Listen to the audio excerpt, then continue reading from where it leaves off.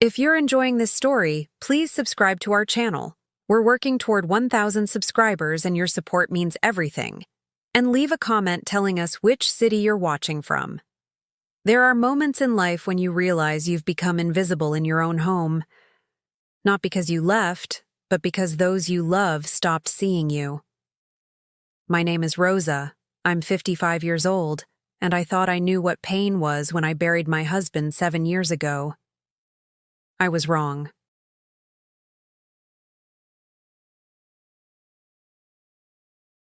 The worst pain isn't the one that takes someone away from you. It's the one that makes you disappear while you're still standing right there. I spent 38 years working as a seamstress. My fingers know the texture of every fabric, the weight of every thread. I've sewn wedding dresses for brides who cried with joy, baptism gowns for babies whose mothers trusted only my hands, and suits for men who needed to look their best on the most important days of their lives.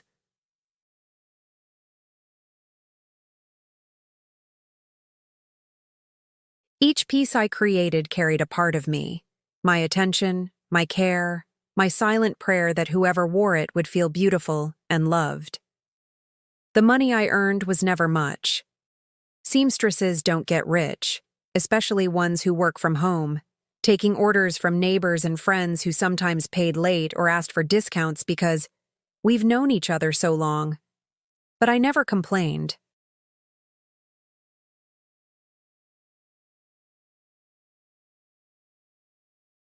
I saved every cent I could, hiding bills in an old cookie tin at the back of my closet, planning for emergencies that thankfully never came, until recently. With that money over the years, I bought small pieces of jewelry. Nothing extravagant or expensive enough to make anyone jealous. Just simple things that carried weight in my heart. A silver bracelet my husband gave me on our 10th anniversary, purchased with his first bonus from the factory where he worked double shifts.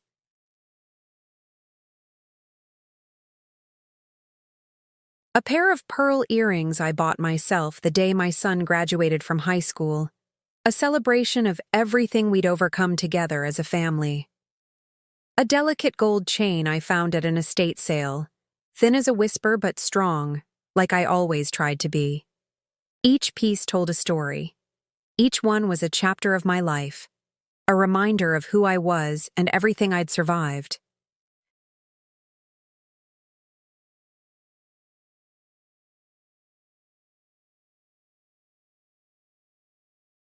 When I wore them, I felt connected to the woman I used to be.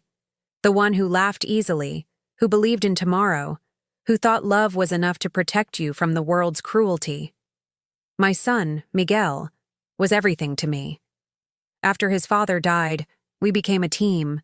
Just the two of us against the world, holding each other up when the grief tried to pull us under.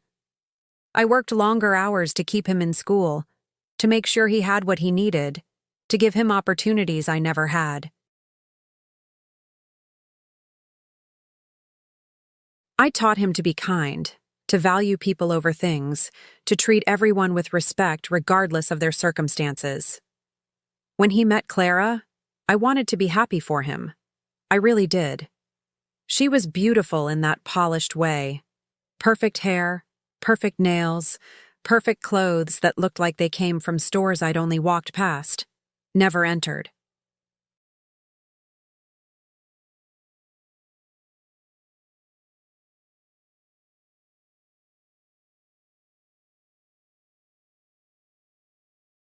She spoke with confidence that bordered on arrogance, but Miguel seemed enchanted by her, mesmerized by this woman who seemed so different from the simple life we'd built together. They married quickly, 6 months after meeting. I helped pay for the wedding because Miguel's salary as an accountant, though respectable, wasn't enough to cover the elaborate celebration Clara insisted on. I didn't mind.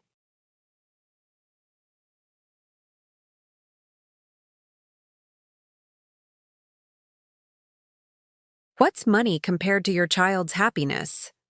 I sewed Clara's wedding dress myself, spending 3 weeks on the delicate beadwork she wanted, staying up until my eyes burned and my fingers cramped, because I wanted it to be perfect for her, for them. For this new chapter we were all beginning together. The dress was beautiful. Even Clara admitted it, though her compliment felt somehow reluctant, as if praising my work cost her something.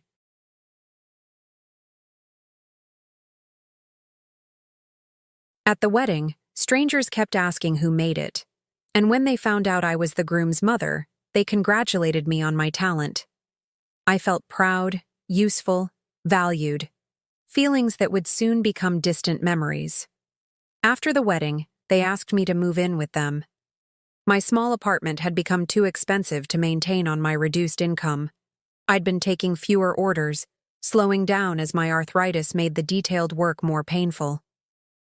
"Mom, you shouldn't be alone," Miguel said, his eyes sincere, his voice carrying the concern of a son who still loved his mother. "We have space. You can have the guest room. It'll be good for all of us." I believed him. I believed that living together would bring us closer, that I could help with cooking and cleaning, that we'd become a real family. I sold most of my furniture, packed my modest belongings, and moved into what I thought would be my home until my final days. The guest room was smaller than my old bedroom, but it had a window that looked out onto a small garden. I hung my few pictures on the walls. My wedding photo, Miguel's graduation picture, a landscape my husband had painted years ago during a rare vacation we'd taken to the coast. I arranged my jewelry box on the dresser, the wooden box with the carved roses that my husband had made for me when we were newlyweds, back when we were poor but happy, when love felt like enough to build a life on. At first, things seemed fine. I cooked meals that Miguel praised and Clara barely touched, picking at her food while scrolling through her phone. Her attention always somewhere else, somewhere more important than our dinner table. I kept the house clean, did the laundry, tried to make myself useful without being intrusive. I wanted to prove I wasn't a burden, that my presence added value to their lives rather than subtracting from it.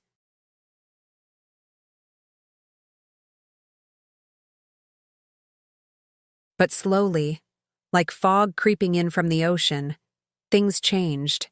Clara's comments became sharper, her glances more dismissive. "Rosa, modern people don't cook like this anymore," she'd say, pushing away the traditional dishes I'd learned from my mother and grandmother. "You really should update your wardrobe. People will think Miguel can't provide for his family when they see how you dress. Don't you think it's time to rest? You've worked enough. Just stay in your room and relax." The word relax became code for disappear. Stay in your room. Don't cook, don't clean, don't exist where we can see you.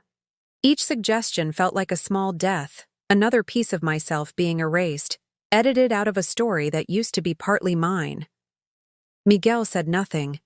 When Clara made her comments, he'd look at his phone or suddenly remember he needed to check something in the other room. His silence hurt more than her words, because it meant he'd chosen her comfort over my dignity. The son I'd raised to stand up for what was right had learned to look away when standing up meant confronting his wife. I started spending more time in my room, reading old books and looking at photos from better days, wondering how I'd become a guest in what was supposed to be my home, tolerated rather than welcomed, invisible, except when my absence might cause the neighbors to ask uncomfortable questions.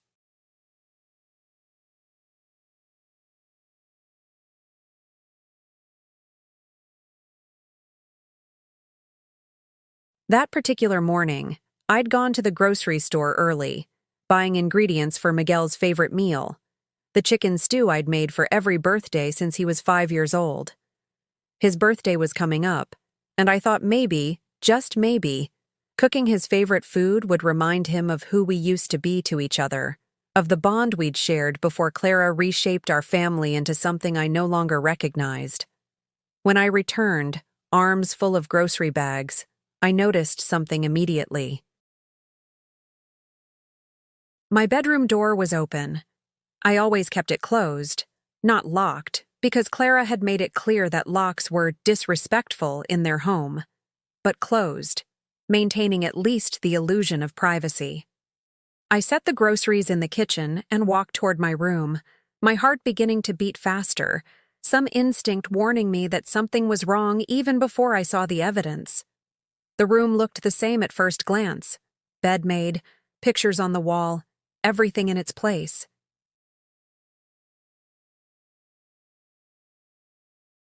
But when I looked at the dresser, my legs went weak. The jewelry box was gone. Not moved, not knocked over. Gone.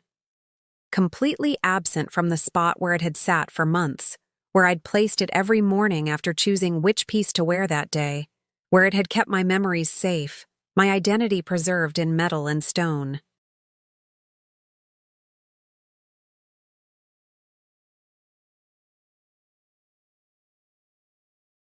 I searched everywhere, my hands shaking as I opened drawers and looked under furniture, hoping maybe I'd moved it and forgotten, hoping my aging mind was playing tricks on me rather than accepting what I already knew in my heart.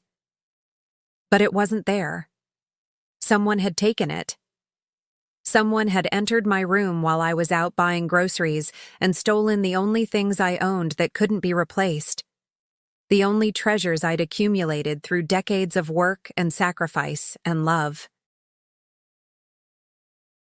I ran to the living room where Clara sat on the couch, perfectly composed, scrolling through her phone with her manicured nails clicking against the screen. She looked up at me with that expression I'd come to know so well, mildly annoyed, as if my presence was an interruption to something more important. "Clara," I said, my voice breaking despite my attempt to stay calm.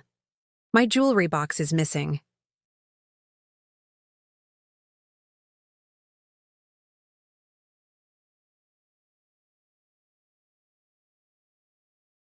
"Did you see anyone come into my room? Did something happen while I was out?" She looked at me for a long moment, her face completely neutral, as if I'd asked her about the weather, rather than the disappearance of my most precious possessions. Then she smiled, just slightly, a smile that didn't reach her eyes. "You don't need them anymore," she said, her voice flat, casual, like she was commenting on an old newspaper. "You're old." The words hit me like a physical blow. Not the fact that she'd taken my things, that I could have processed, could have reported, could have fought. But the casual cruelty of her reasoning, the cold calculation that my age somehow made me unworthy of beauty, of memory, of the small treasures that connected me to my past and my identity.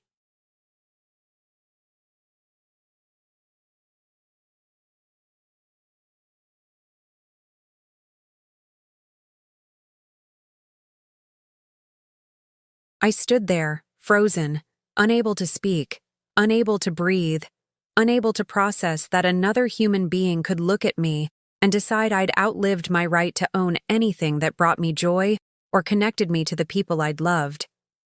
"Where are they?" I finally managed to whisper. "What did you do with them?"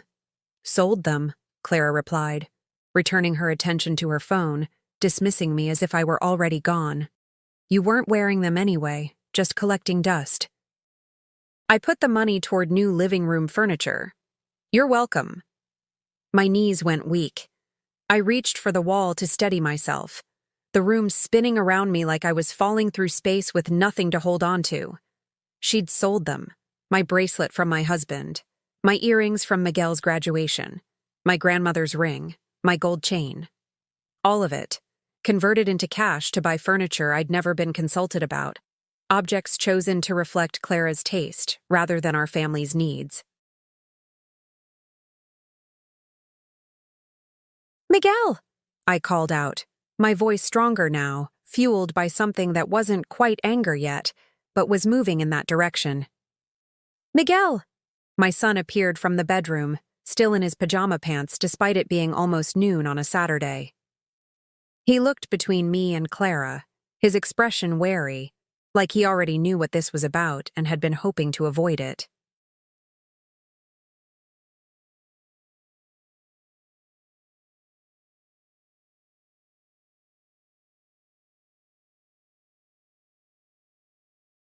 "Miguel, did you know about this?" I asked, needing to hear him say it, needing to know if my son had participated in my humiliation or merely allowed it to happen. He looked at the floor. Mom, Clara thought— Did you know? I interrupted, my voice cutting through his excuse before he could finish constructing it. Did you know she was going to sell my things? The silence stretched between us, filled with everything he wasn't saying, and in that silence, I heard the answer clearly. He'd known. My son, the boy I'd raised, the man I'd sacrificed everything for, had known his wife was planning to steal my jewelry, had known she would sell the only valuable things I owned, had known she would erase the physical evidence of my life's most important moments, and he'd said nothing. Done nothing. Chosen her cruelty over my dignity. He finally looked up, his eyes meeting mine for just a moment before sliding away again. You don't really need them, Mom. You barely go anywhere anymore, and we needed the money for the house. It's our house. We're just trying to build our life here. Our house, our life. The words carved out a space that clearly didn't include me, that defined family as him and Clara while I occupied some other category: visitor, burden, temporary inconvenience to be managed until I could be completely removed. I didn't scream. I didn't cry. Something inside me had cracked wide open, but it wasn't breaking the way I'd broken when my husband died. This was different. Colder, harder, more permanent. This was the death of something I hadn't known could die.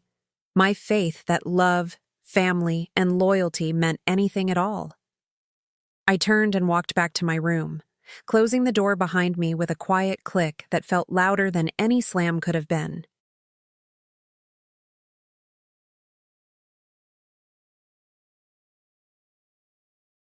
I sat on the edge of my bed, the same bed I'd slept in for months, in the same room I'd tried to make my own, and I looked at the empty space on the dresser where my jewelry box used to sit. And for the first time in 7 years, since the day they lowered my husband's casket into the ground, I felt truly, completely alone. That night, I didn't come out for dinner. I heard Clara and Miguel talking in the living room, their voices low but not low enough. I could make out fragments of their conversation through the thin walls that separated my exile from their comfortable existence. "She'll get over it," Clara said, her tone carrying the same casual indifference she might use discussing a stain on the carpet. "Old people are dramatic about things. Next week she won't even remember what she's upset about." Miguel said something I couldn't hear, his voice too quiet, too uncertain.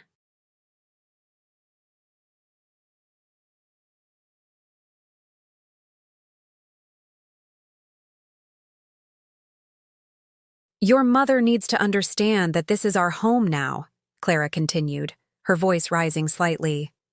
"We can't keep tiptoeing around her feelings every time we make a decision. She's lucky we even let her stay here. Do you know how many of my friends think it's weird that your mother lives with us? It's embarrassing. Let her stay here."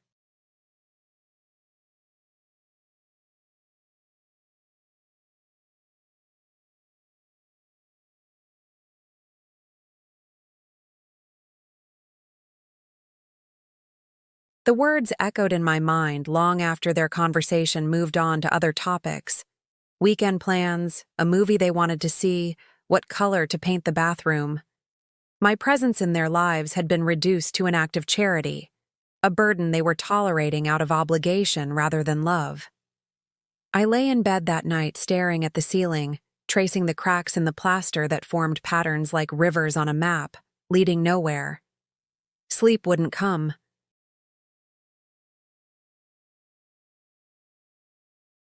Every time I closed my eyes, I saw Clara's face, that cold smile, heard her voice saying, "You're old," as if my age invalidated my humanity, as if the years I'd lived somehow made me less worthy of respect, dignity, or the small comforts that made life bearable. The days that followed were worse than the initial shock.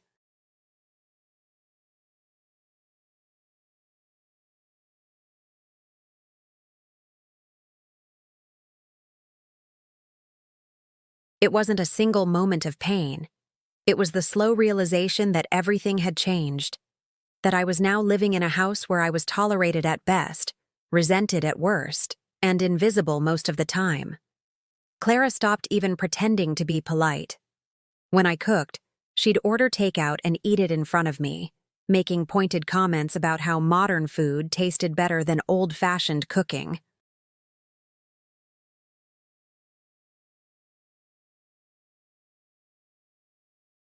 When I cleaned, she'd follow behind me, redoing everything I'd done, sighing loudly as if I'd made more work for her rather than less. She started inviting her friends over, women in their 30s with expensive handbags and voices that carried through the house like wind chimes made of glass.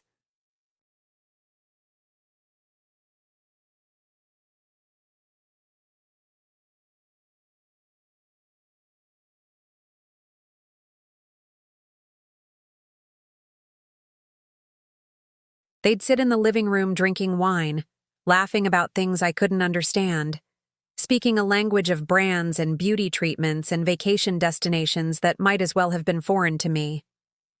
I'd walk past them to get to the kitchen, and their conversations would pause just long enough for me to feel their eyes following me, their silent judgment hanging in the air like humidity before a storm. Then they'd resume talking, sometimes in voices just loud enough for me to hear.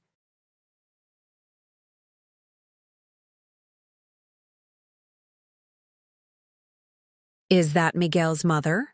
one of them asked during their second visit. "Yes," Clara responded, her voice carrying that particular tone of long-suffering patience. "She lives with us. We're very accommodating." "How generous of you," another woman said, and they all laughed, a sound that felt like needles under my skin. I wanted to tell them I'd paid for half of this house with my savings, that I'd contributed to the down payment Miguel couldn't have afforded on his own.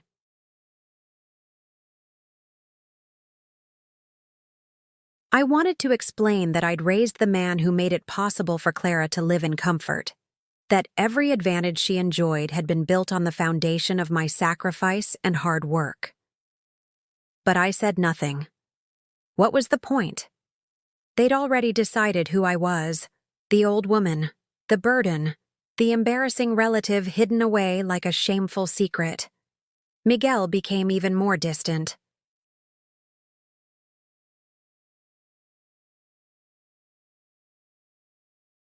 He started leaving for work earlier and coming home later, finding excuses to avoid being in the house during hours when Clara and I might cross paths. When he was home, he buried himself in his laptop or his phone, creating a wall of technology between himself and the uncomfortable reality of what his marriage had cost me. I tried talking to him once, catching him alone in the kitchen early one morning before Clara woke up.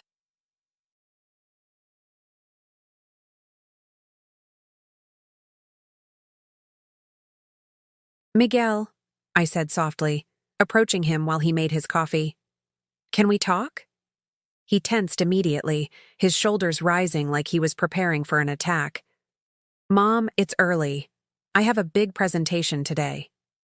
"It will only take a minute," I pressed, needing him to hear me, to see me, to remember that I was still his mother. I need to understand. Why didn't you stop her? Those things meant everything to me." He poured his coffee with excessive focus, as if the precise ratio of cream to sugar required all his concentration. "Mom, we needed the money. The furniture in the living room was falling apart. Clara's friends were starting to notice. I have a professional reputation to maintain." "And what about my reputation?" I asked, my voice breaking despite my attempt to stay calm. "What about my dignity?" "Those weren't just things, Miguel. That bracelet was from your father." "Those earrings were from your graduation. Every piece had a story, a memory. They were all I had left of the life I built before everything changed." He finally looked at me, and what I saw in his eyes was worse than anger or indifference. It was pity, the kind you show someone who doesn't understand how the world really works, who clings to sentimentality when practicality demands sacrifice. "You're living in the past, Mom," he said quietly. "Those were just objects. Memories don't need physical reminders. You still have the experiences, the moments. Nothing can take those away from you." But they had. They'd taken those moments and converted them into cash, into furniture that would wear out and be replaced, into decorations that reflected Clara's taste rather than our family's history. They'd decided my memories were worth less than their comfort, my pain less important than their convenience.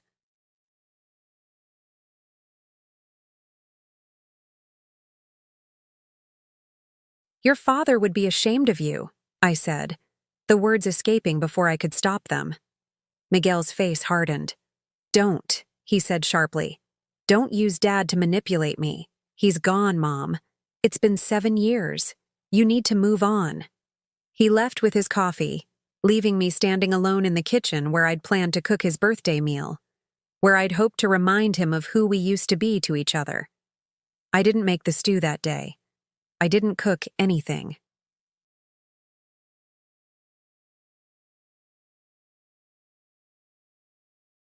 For the first time in my life, I couldn't find the energy to perform the small acts of love that had once defined my relationship with my son. Clara noticed my withdrawal with obvious satisfaction. "Finally learning your place," she murmured one afternoon as we passed each other in the hallway, her voice just loud enough for me to hear, quiet enough that she could deny it if challenged. They started going out more often, leaving me alone in the house for hours at a time.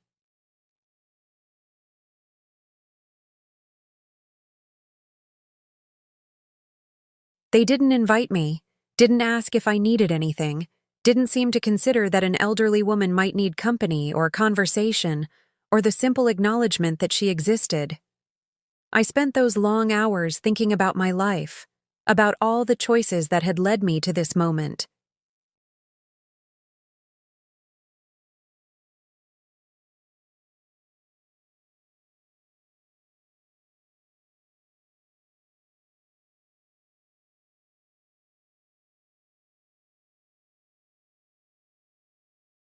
Had I been wrong to sacrifice so much for Miguel?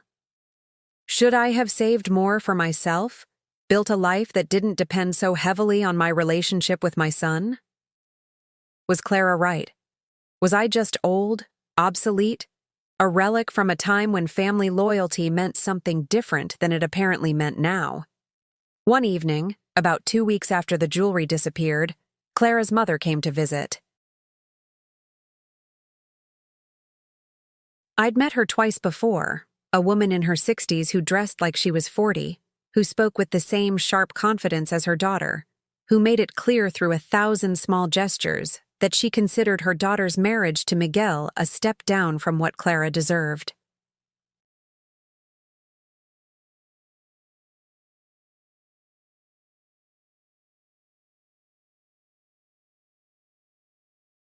They sat in the living room, Clara, her mother, and 2 of Clara's friends, drinking wine and talking about their lives with the casual ease of women who'd never known real struggle, who'd never had to choose between medication and groceries, who'd never sewn until their fingers bled to make sure their child had what he needed. I walked past them to get water from the kitchen, trying to be invisible, trying not to disturb their gathering with my presence.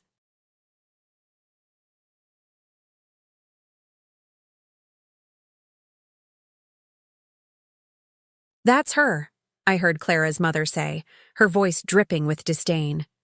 "That's the mother-in-law Clara was telling us about."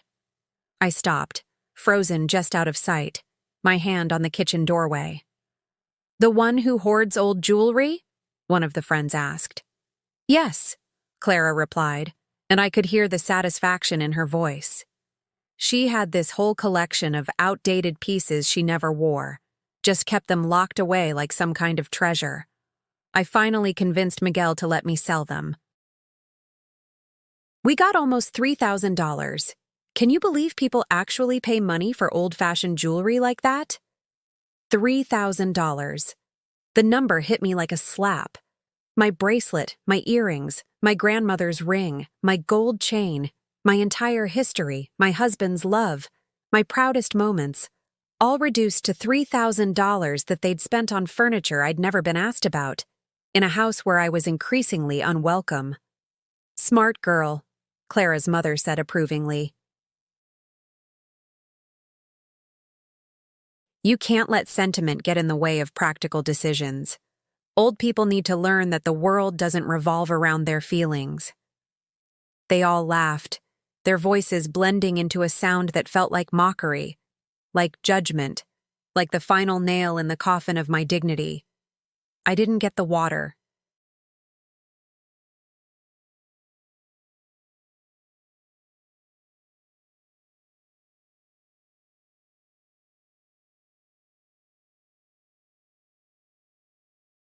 I turned around and went back to my room, closing the door as quietly as I could, not wanting to give them the satisfaction of knowing I'd heard, of knowing their words had found their target and drawn blood. That night, sitting on my bed in the small room that had become my prison, I made a decision. Not a dramatic one, not a violent one, but a quiet resolution that settled into my bones with the weight of certainty. I would not cry anymore.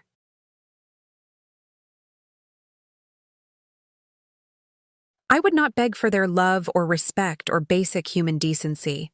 I would not make myself smaller to fit into their vision of what an old woman should be, silent, invisible, grateful for whatever scraps of tolerance they chose to offer.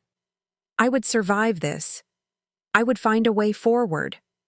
I would remember who I was before I became the burden in Clara's house, before my son learned to look away from my pain, before my age became an excuse for others to treat me as if I no longer mattered. I didn't know how yet. I didn't know where I would go or what I would do.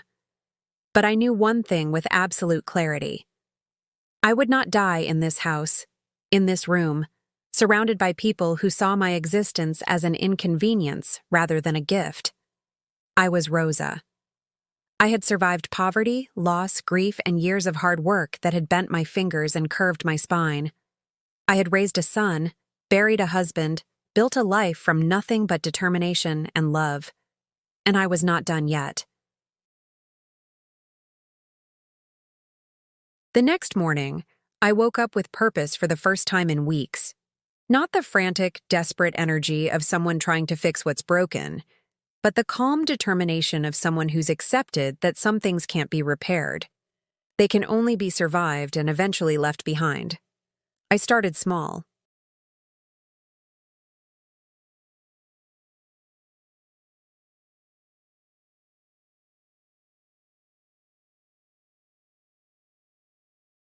I began looking through old papers I'd kept in a box under my bed, documents from my years as a seamstress, receipts from jobs I'd completed, letters from satisfied customers who'd taken the time to thank me for my work. Among them, I found something I'd almost forgotten: business cards from clients I'd worked for over the years, people whose lives had briefly intersected with mine in ways that had seemed insignificant at the time. One card stood out.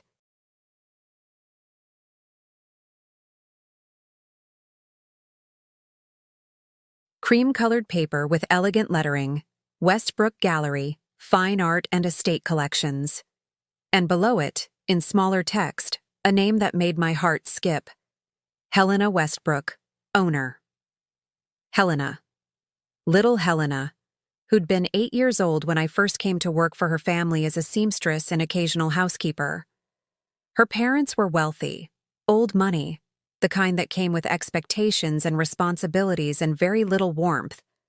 They'd hired me to alter Mrs. Westbrook's extensive wardrobe and to help with household tasks during their busy social season. But I'd ended up doing something more important than sewing hems and washing dishes.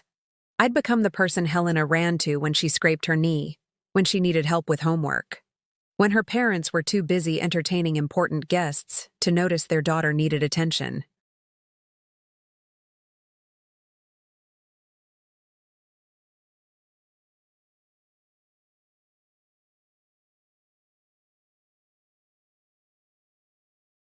I'd braided her hair, made her afternoon snacks, listened to her stories about school and friends, and all the small dramas that feel enormous when you're a child. I'd worked for the Westbrook family for 3 years, until Helena was 11, and they'd moved to a larger house across the city, too far for me to continue making the daily commute. We'd lost touch after that, the way people do when life pulls them in different directions.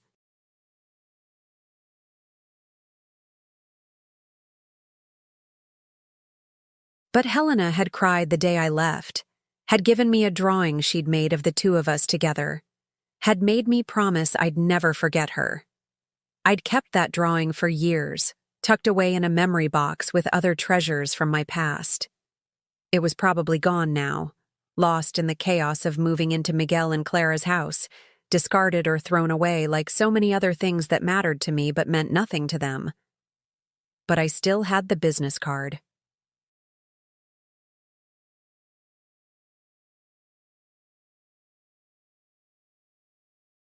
And Helena had written something on the back in her careful, childish handwriting. "Rosa, you're my second mother. I'll never forget you." I sat on my bed, holding that card, wondering if it was foolish to think that a wealthy woman in her 30s would remember or care about the seamstress who'd worked for her family 25 years ago. But I had nothing else. No other options, no other connections, no other path forward that I could see. That afternoon, while Clara was out and Miguel was at work, I used the house phone to call the number on the card, my fingers trembling slightly as I dialed. The phone rang 3 times before a professional voice answered. "Westbrook Gallery, how may I direct your call?" "I'm trying to reach Helena Westbrook," I said, my voice sounding thin and uncertain to my own ears. "My name is Rosa Fernandez. I used to work for her family many years ago." There was a pause, the sound of keyboard clicking. "Ms. Westbrook is quite busy. May I ask what this is regarding?" I almost hung up. What was I thinking? That a successful gallery owner would remember the housekeeper from her childhood? That childhood affection translated into adult obligation? That I had any right to intrude on someone else's life with my problems? "Please," I said, the word escaping before I could stop it. "Just tell her Rosa called, the one who used to braid her hair." Another pause. "Please hold." The waiting felt eternal. I listened to classical music playing through the phone line, wondering what I would say if Helena actually came to the phone, wondering if this desperate reaching out would result in nothing but more humiliation. Then, a voice. Older, more mature, but with an undertone I recognized immediately. "Rosa, is that really you?" I couldn't speak for a moment.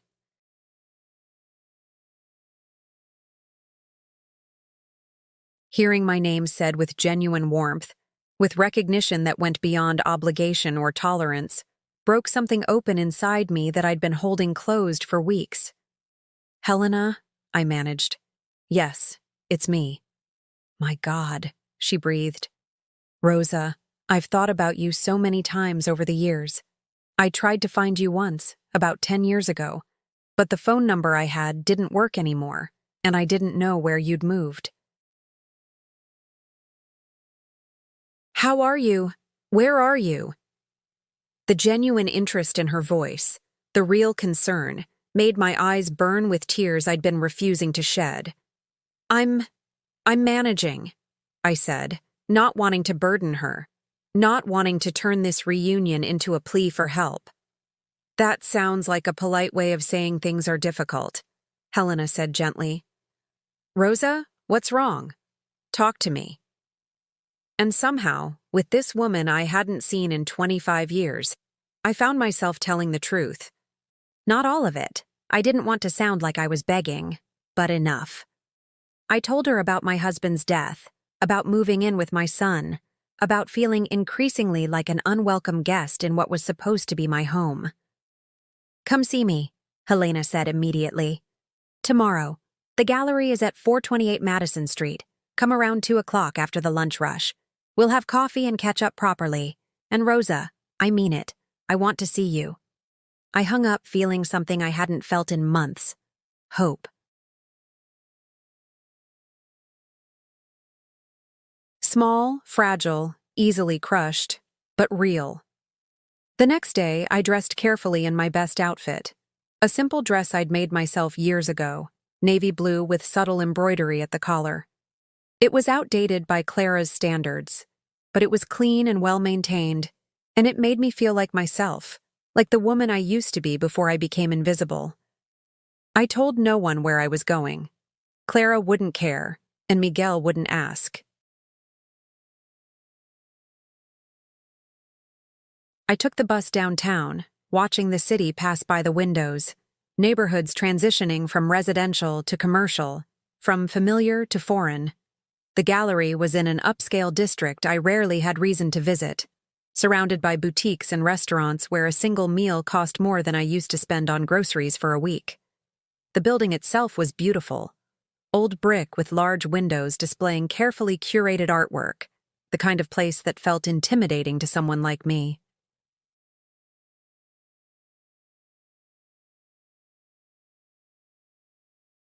I almost turned around. What was I doing here? This wasn't my world. These weren't my people. I was a seamstress who lived in her son's house, who'd had her jewelry stolen and sold like it was garbage. I had no business walking into a place like this, pretending I belonged. But then the door opened and Helena stepped out.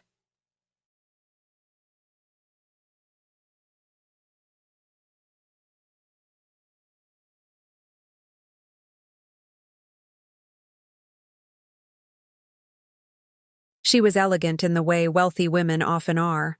Perfectly styled hair, expensive but understated clothing, an air of confidence that came from never having to worry about rent or food, or whether people would find you too old to matter. But her face, when she saw me, broke into a smile that was pure and genuine and completely free of the calculation I'd grown accustomed to seeing in Clara's expressions.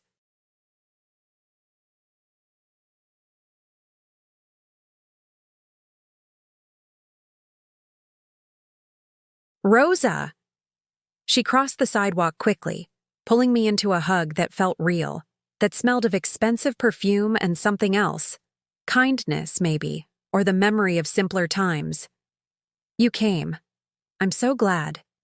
She led me inside, through the gallery space where paintings hung on white walls under perfect lighting, past sculptures that probably cost more than I'd earned in my entire life, into a private office that managed to be both professional and welcoming. We sat across from each other with coffee in delicate cups, and Helena looked at me with eyes that saw beyond my cheap dress and my worn hands and my too-tired face. "Tell me everything," she said. "The real story. What's happened to you?" And I did.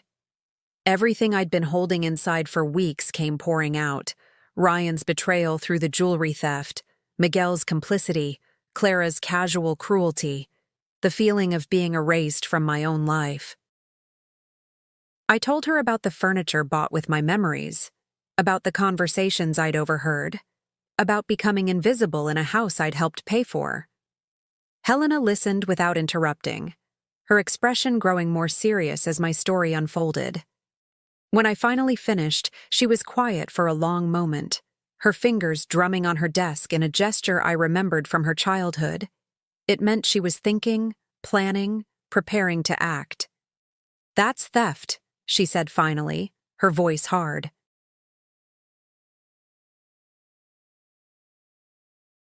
"What Clara did is actual theft. You could press charges." I shook my head. "It would destroy Miguel. He's still my son. I can't do that to him." "Even after what he's allowed to happen to you?" Helena asked, not judgmentally but with genuine confusion, as if she couldn't understand the kind of love that persisted despite betrayal. "Especially because of that," I said quietly. "If I destroy him, I destroy the last connection I have to my husband, to the family we built. I lose everything, not just the jewelry." Helena studied me for a long moment, then nodded slowly. I understand. Or at least, I'm trying to. But Rosa, you can't keep living like that. You know that, right? I know, I admitted. I just don't know what else to do. I'm 55 years old. I have no savings. Clara saw to that. I can't work as much as I used to because of my arthritis. Who's going to rent to someone like me? Who's going to hire me? I am, Helena said simply. I stared at her. What? I need someone, she said, leaning forward. Someone I can trust. The gallery is expanding. We're opening a restoration and conservation department. We need someone with an expert eye for fabrics, someone who understands delicate work, someone who can assess vintage textiles and advise on preservation. And I need someone to help coordinate events, to be a presence here when I'm meeting with clients or traveling for acquisitions. She paused, watching my face. It's not charity, Rosa. I genuinely need help. And you have skills that are rare these days. People who understand fabric and needlework the way you do are becoming harder to find. But more than that, I trust you. I know the kind of person you are. That matters more to me than any resume. I couldn't speak. The offer was too unexpected, too generous, too much like a door opening in a wall I thought was solid and impenetrable. And, Helena continued, there's a small apartment above the gallery. It's used for storage right now, but we could clear it out. It's yours if you want it. Just one bedroom, a small kitchen, but it's private. It's safe. It's yours. The tears I'd been holding back for weeks finally broke through. I sat in Helena Westbrook's elegant office, in my homemade dress, and cried like a child. Great gasping sobs that came from somewhere deep inside where I'd been storing all my pain and humiliation and grief.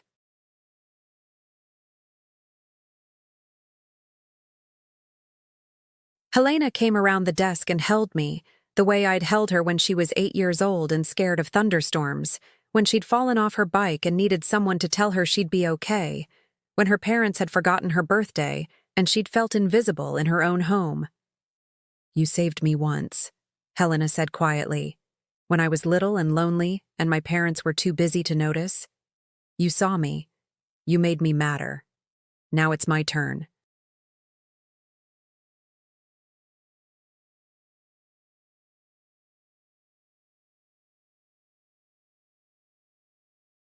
I'd come to her expecting nothing, hoping for perhaps some advice or at least a kind conversation. Instead, she was offering me an escape, a future, a reason to believe that being 55 didn't mean my life was over, that losing everything didn't mean I couldn't build something new, but I didn't say yes. Not yet.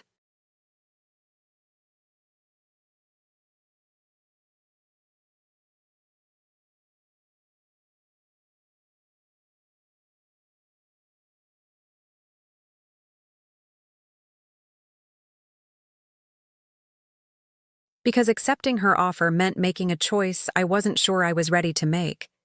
It meant leaving Miguel completely, walking away from my son even as he was walking away from me, admitting that the family I'd built and sacrificed for was truly, irreparably broken.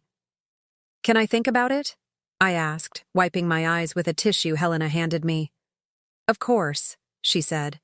But Rosa, don't think too long. Life is short, and you deserve better than what you're getting.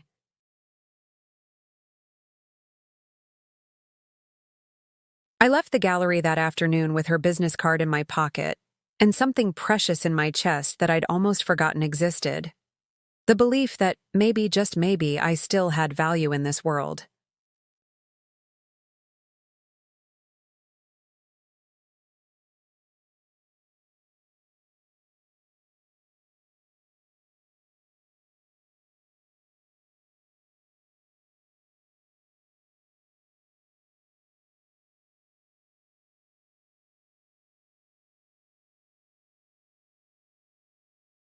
That my age didn't define my worth, that my current circumstances didn't determine my future, that somewhere out there, people still existed who saw me as Rosa, Not as a burden, not as an inconvenience, not as someone too old to matter, but as a person deserving of dignity, respect, and a second chance. But when I returned to the house that evening, reality came crashing back.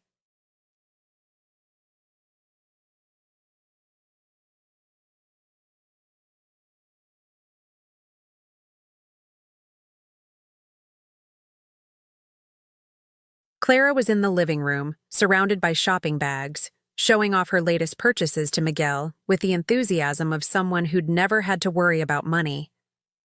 "Where have you been?" she asked when I walked in, her tone suggesting my absence had been noticed and resented. "Out," I said simply, not offering details, not apologizing for having a life that didn't revolve around their comfort. Clara's eyes narrowed. "You should let us know when you're leaving."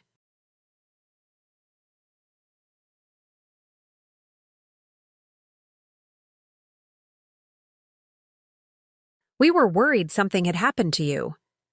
The lie was so transparent it was almost insulting. They hadn't worried. They'd probably enjoyed having the house to themselves, free from the reminder of my existence. I went to my room without responding, closing the door and sitting on my bed, Helena's offer echoing in my mind like a lifeline thrown to someone drowning in the ocean of their own life. I could leave. I could walk away.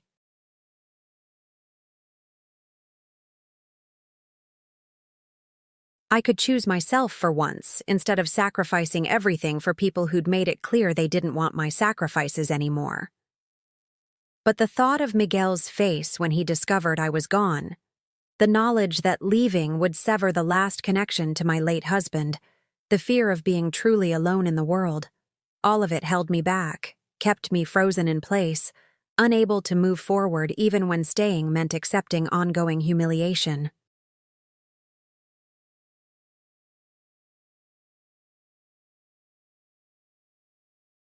That night, lying in the darkness, I whispered a prayer to my husband, wherever he was. "Tell me what to do. Give me a sign.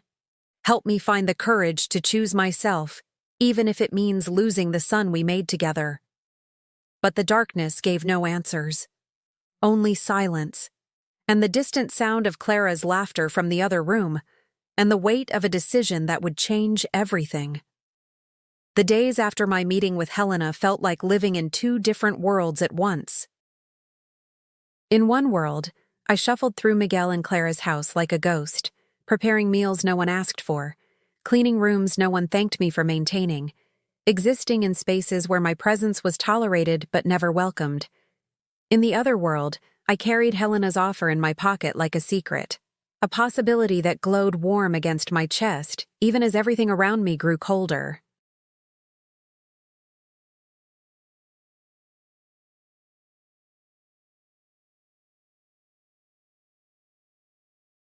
I didn't tell anyone about the gallery, about Helena, about the apartment waiting above a building filled with beautiful things created by people who understood that art had value beyond its price tag. I kept it hidden the way I used to hide my small savings, protecting this one precious thing from people who'd proven they couldn't be trusted with anything that mattered to me. Clara's cruelty had shifted from sharp comments to something more insidious. Silence mixed with pointed gestures.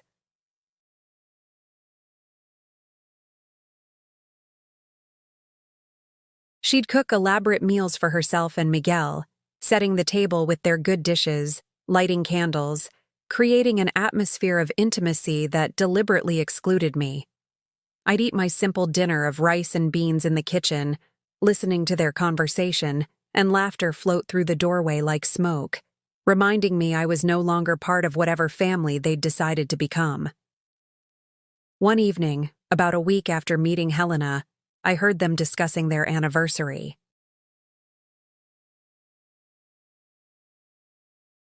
They'd been married for 18 months, and Clara wanted to celebrate with a party. Something sophisticated, she said, with their friends and Miguel's colleagues, the kind of event that would establish them as a couple worth knowing. "We'll need to do something about your mother," Clara said, her voice carrying clearly to where I sat in my room.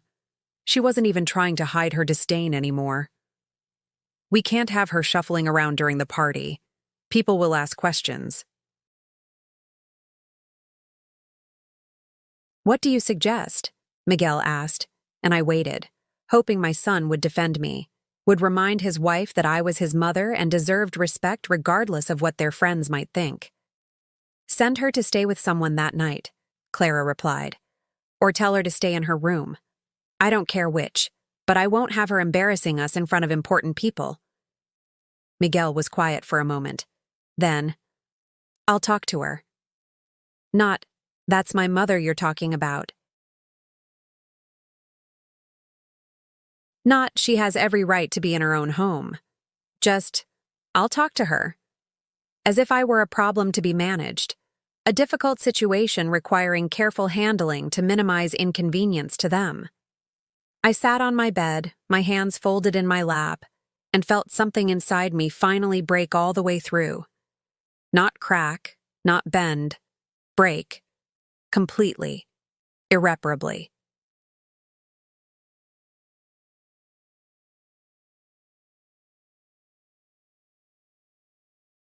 The way glass breaks when you've been pressing on the same spot for too long, when the structural integrity finally gives way under sustained pressure. Miguel knocked on my door an hour later. Mom, can we talk?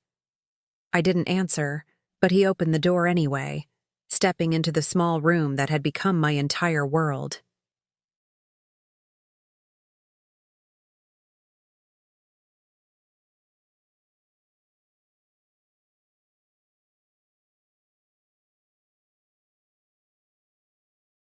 He looked uncomfortable, his eyes not quite meeting mine, his hands shoved into his pockets in a gesture I recognized from his childhood.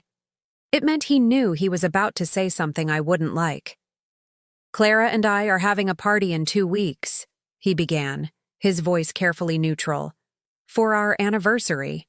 It's going to be kind of a formal thing, with people from my work and some of Clara's friends. He paused, waiting for me to say something, but I remained silent, watching him squirm. The thing is, he continued, speaking faster now, wanting to get through this conversation as quickly as possible. It's going to be a late-night thing, and there will be a lot of people here, and it might be uncomfortable for you. Loud, you know. Lots of strangers. So you want me to disappear? I said quietly. It's not like that, Mom, he protested, but without much conviction. It's just... Clara thinks it might be better if you stayed somewhere else that night.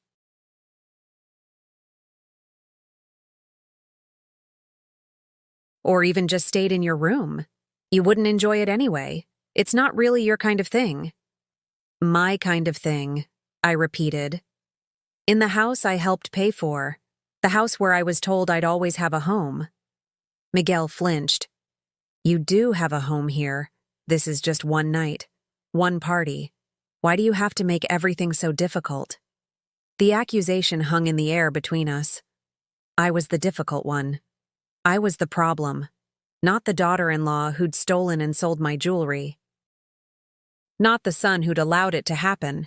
Me, for having the audacity to exist in a space they wanted to pretend was theirs alone.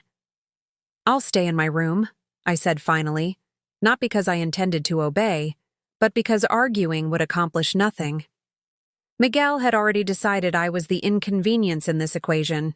Nothing I said would change his mind. He looked relieved. Thanks, Mom. I knew you'd understand.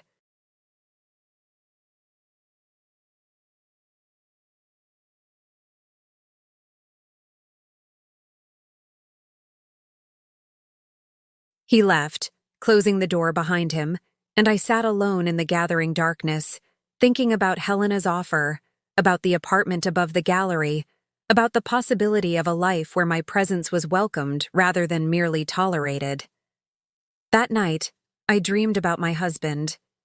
He was young again, the way he'd been when we first met, with that smile that made me feel like the most important person in the world. We were in our old apartment, the tiny place we'd rented when we were first married, Before Miguel was born, when we were poor but happy and convinced that love was enough to overcome any obstacle. You have to let go, he said in the dream, his voice gentle but firm. I'm gone, Rosa. Our son is gone too, in a different way. You're holding on to ghosts. But if I let go, I said, tears streaming down my face, I lose everything. I lose you. I lose him. I lose the family we built. You already lost those things, he replied, reaching out to wipe away my tears. Now you need to find what comes next. You need to choose yourself, even if it means walking away from the people who can't see your value anymore. I woke up with my pillow damp and my chest aching.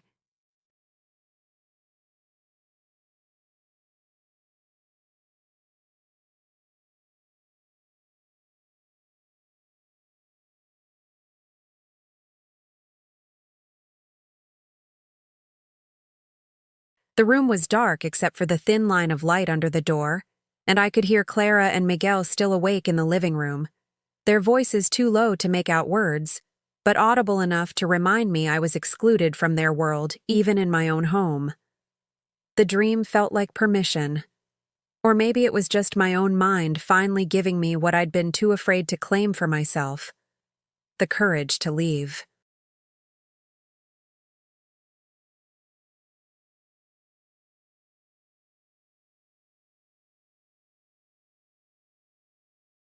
The next morning, I called Helena from a payphone 3 blocks from the house, using change I'd saved from grocery shopping, not wanting the call to appear on Miguel's phone bill.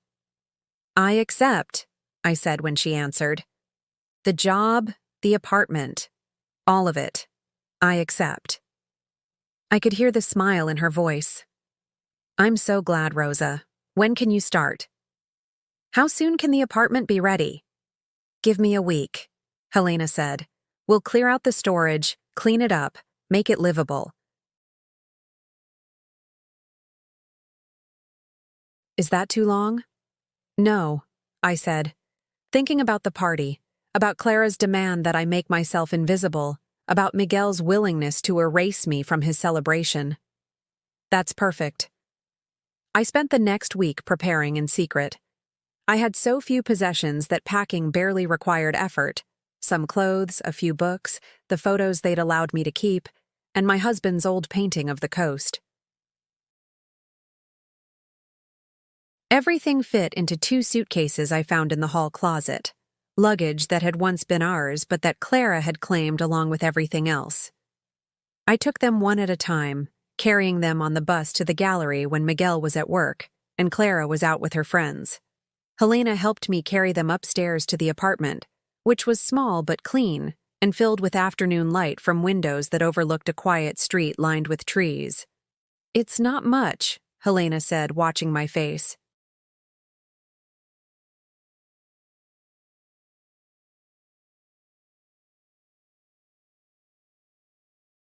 But it's yours. No one can tell you to disappear. No one can take your things or make you feel like you don't belong. It's perfect, I said, and meant it. The apartment had a bedroom just large enough for a bed and a dresser, a kitchen with a small table, and a living area with a comfortable chair positioned near the window. After months of feeling like an intruder in what was supposed to be my home, this tiny space felt like a palace.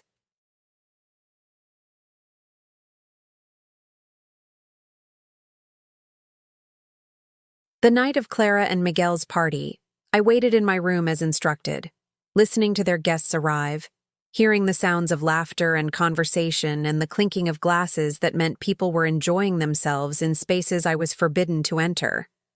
I'd already moved most of my belongings to the gallery apartment. All that remained was the painting and a small bag of essentials.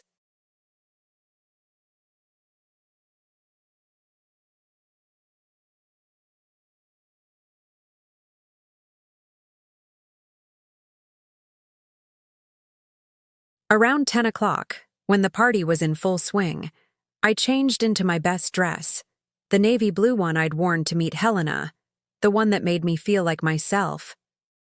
I took the painting down from the wall, carefully wrapping it in the blanket from my bed. Then I picked up my bag, opened my door, and walked down the hallway toward the front entrance.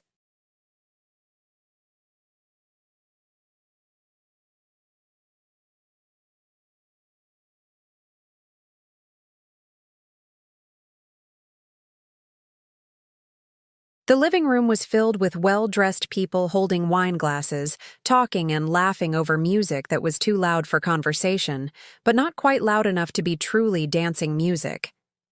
Clara stood near the center of the room, elegant in a dress that probably cost more than I used to earn in a month, holding court among her friends like a queen among her subjects.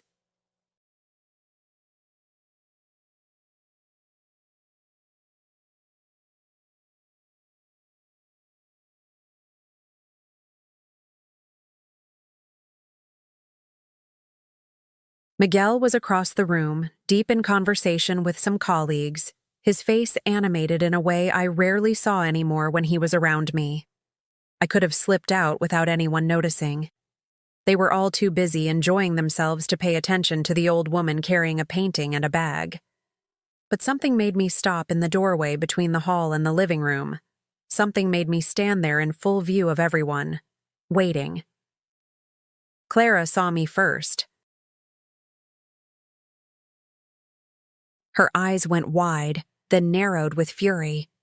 She'd given explicit instructions that I was to stay hidden, and here I was, violating her command, making myself visible during her perfect party. "Rosa," she said, her voice cutting through the conversation. "What are you doing? You're supposed to be in your room." The music continued, but conversations faltered.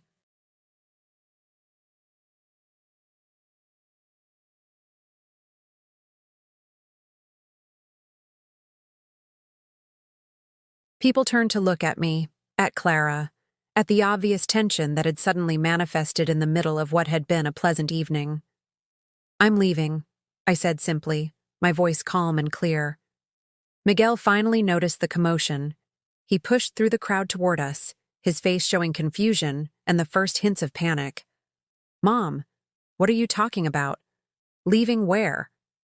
"Leaving here," I said, gesturing at the house with one hand, while the other held tight to my husband's painting. "Leaving this house that you told me would always be my home, but that has become my prison. Leaving you and Clara to build whatever life you want without the inconvenience of my presence." "You can't just leave," Clara said, but her voice carried uncertainty now. Around us, her guests were watching with the uncomfortable fascination of people witnessing family drama they had no part in but couldn't look away from.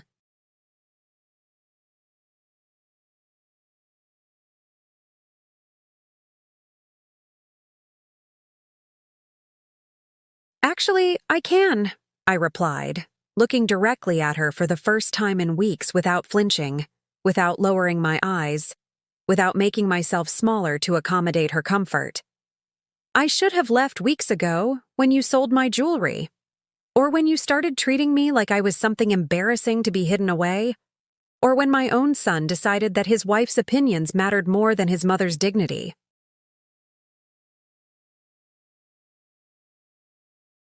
I turned to Miguel, who stood frozen between me and Clara, his face pale, his mouth opening and closing without producing words.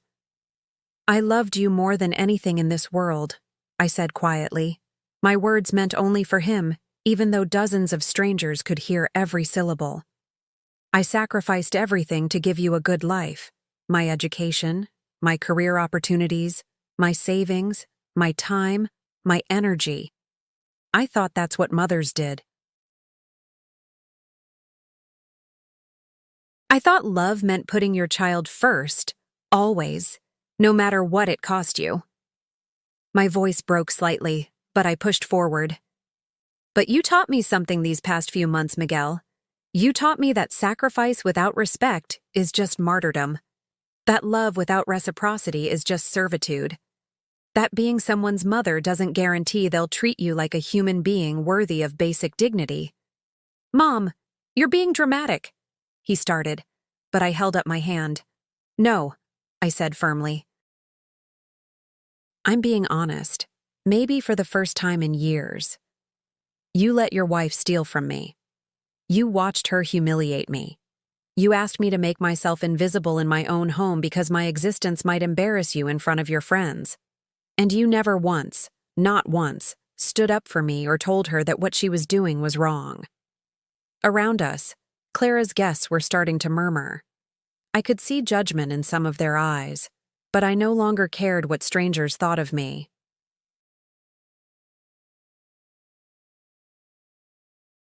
I'd spent too many years caring about other people's opinions, trying to be small enough and quiet enough and convenient enough to deserve the love I'd thought was unconditional.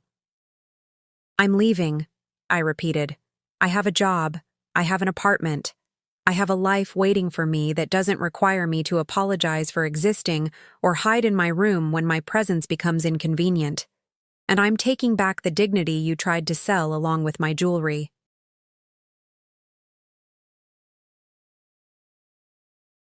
I walked toward the door, my head high, my steps steady despite the trembling in my legs. Behind me, I heard Miguel call my name, heard Clara hiss something to him, heard the resumed buzz of conversation as their guests tried to process what they'd just witnessed. But I didn't turn around.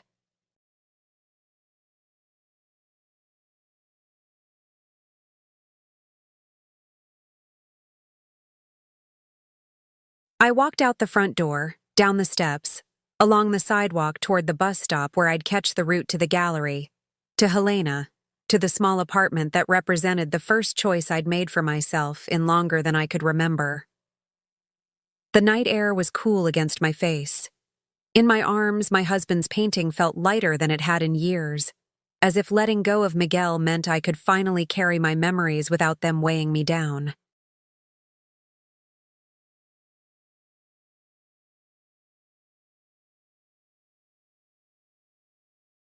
The street was quiet except for the distant sounds of the city, traffic, voices, the ambient noise of lives being lived by people who had no idea that somewhere nearby, a 55-year-old woman was walking away from everything she'd known toward something entirely uncertain.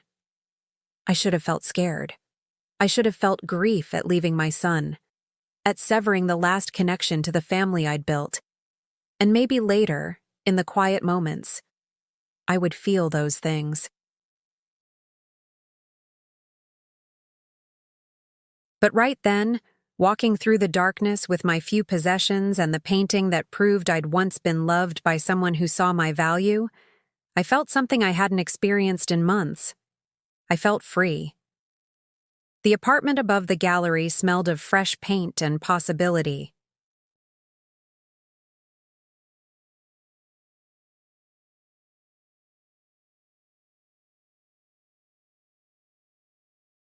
Helena had left the lights on for me, and when I climbed the stairs with my painting and my single bag, I found a vase of fresh flowers on the small kitchen table and a note written in her elegant handwriting.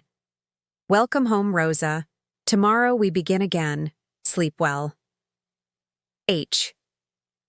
I set my husband's painting against the wall, planning to hang it in the morning when I had proper light to choose the perfect spot.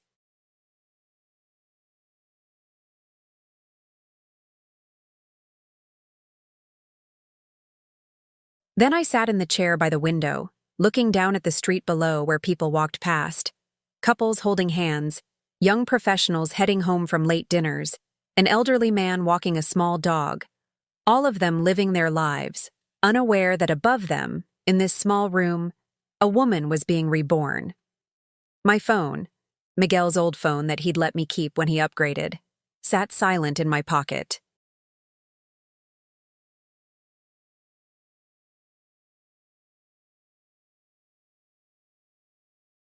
Part of me expected it to ring, expected Miguel to call and apologize, to beg me to come back, to finally choose me over Clara's cruelty. But it remained quiet, its silence speaking louder than any words could have. I didn't cry that night. I'd done enough crying in that house, in that room where I'd felt myself disappearing bit by bit. Instead, I unpacked my few belongings with careful attention, giving each item a proper place in my new home. My clothes went into the small dresser Helena had provided. My books lined up on a shelf near the bed. The photos of my husband, of Miguel as a child, of the family we'd been before loss and time and poor choices had transformed us. These I placed on the nightstand where I could see them when I woke up, but where they wouldn't dominate my entire field of vision. I was learning to live with my past without being imprisoned by it, to honor memories without sacrificing my present to their demands.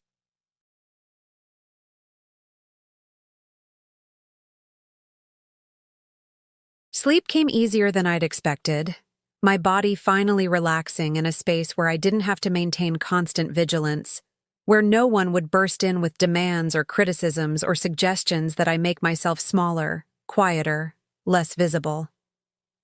Helena arrived early the next morning with coffee and pastries from a bakery down the street. We sat at my small table, the morning light streaming through the windows, and discussed my new responsibilities. The work wouldn't be difficult. Examining textile pieces that came through the gallery, advising on preservation and restoration, helping coordinate the events Helena hosted for collectors and artists. But more than the specific tasks, she was offering me something invaluable: purpose, dignity, and a reason to wake up each morning that didn't involve making myself acceptable to people who'd decided I was unacceptable. "I've been thinking," Helena said, stirring sugar into her coffee.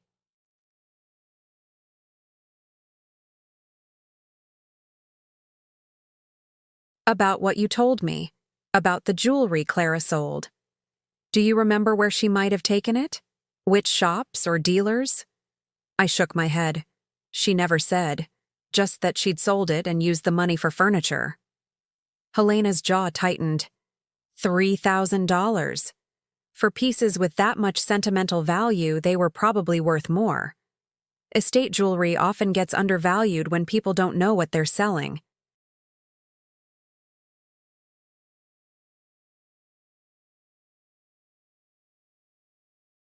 "It doesn't matter now," I said, though my chest ached at the thought of my treasures sitting in some shop window, waiting to become someone else's memories. "They're gone." "Maybe," Helena said thoughtfully. "Or maybe not. This city only has so many places that buy estate jewelry. I know most of the reputable dealers. We work with them sometimes for period pieces. Let me ask around. No promises, but it's possible."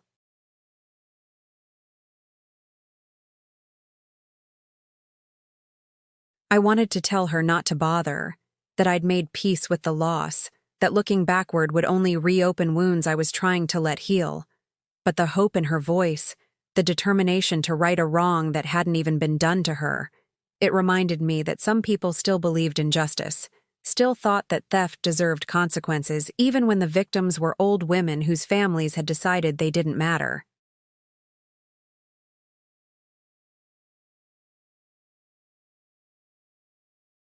"Thank you," I said simply, not trusting myself to say more without my voice breaking. The gallery opened at 10, and I spent my first morning learning the systems Helena used to catalog and track inventory. The work required attention to detail and a gentle touch. Exactly the skills I'd developed over decades of sewing delicate fabrics and handling materials that could be destroyed by carelessness or haste.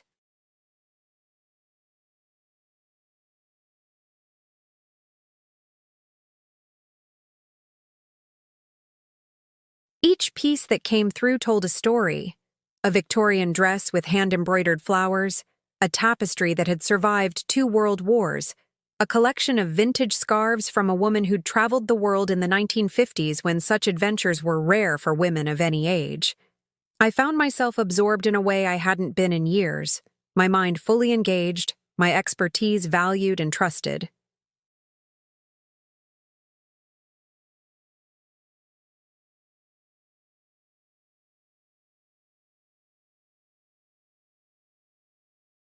Helena would call me over to examine a piece, asking my opinion with genuine interest, treating my observations as insights rather than inconveniences. The respect she showed me felt almost foreign after months of being treated like my thoughts and feelings were burdens to be tolerated rather than contributions to be welcomed. Around noon, a well-dressed couple in their 60s came into the gallery.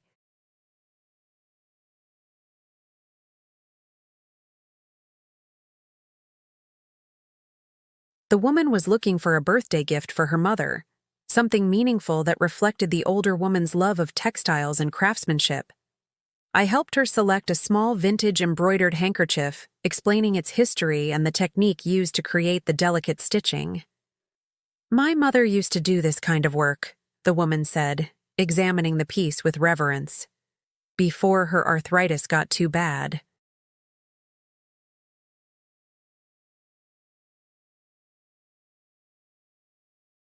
She always said that handwork connected you to the past, to all the women who came before and created beautiful things with their hands. She was right, I said, thinking of my own hands, my own decades of creating beauty stitch by stitch. Every piece carries the maker's spirit. When you give this to your mother, you're giving her a connection to someone like herself, someone who understood that beauty is worth the effort it requires.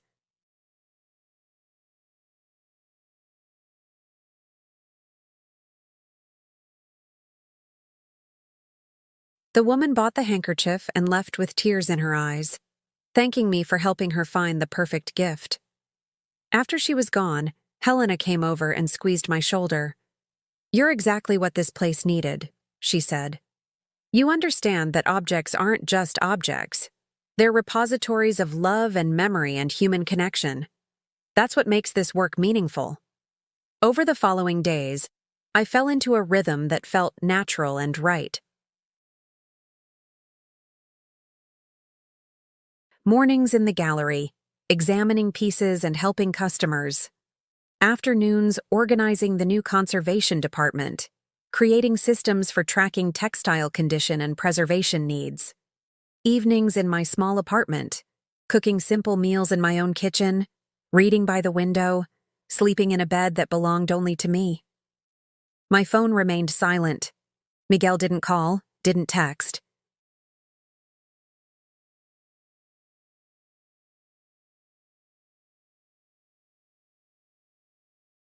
Didn't appear at the gallery to apologize or explain or even to collect any remaining possessions I might have left behind. The silence confirmed what I'd known but hadn't wanted to accept. He'd made his choice, and it wasn't me. I told myself it was better this way, that a clean break allowed for faster healing, that his absence proved leaving had been the right decision. But late at night, when the city grew quiet and I had nothing to distract me from my thoughts, I grieved. Not for the son who'd betrayed me, but for the boy he'd been, for the relationship we'd lost, for the family that had crumbled despite all my efforts to hold it together. Helena noticed my sadness during these early days, though I tried to hide it behind productivity and forced cheerfulness. One evening, about 2 weeks after I'd moved into the apartment, she invited me to dinner at a small restaurant near the gallery.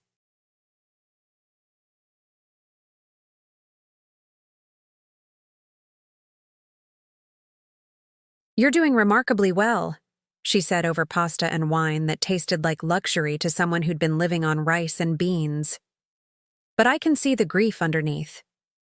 You don't have to hide it, Rosa. Losing your son, even when he's the one who failed you, that's still loss. That still hurts." "I keep thinking I should have done something differently," I admitted, the wine-loosening words I'd been keeping locked inside. Maybe if I'd been firmer with Clara from the beginning.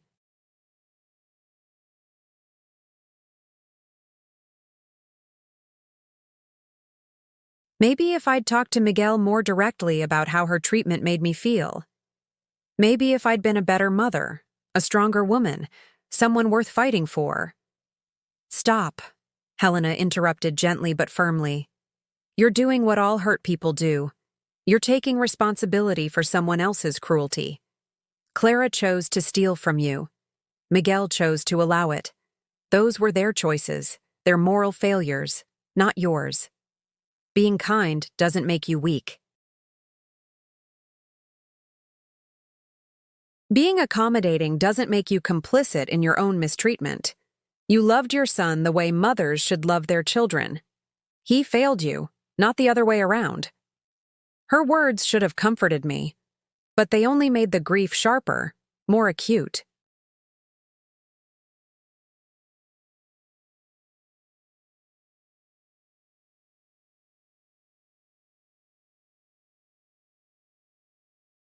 Because if I hadn't failed, if I'd done everything right, then what did that say about love's power to protect us?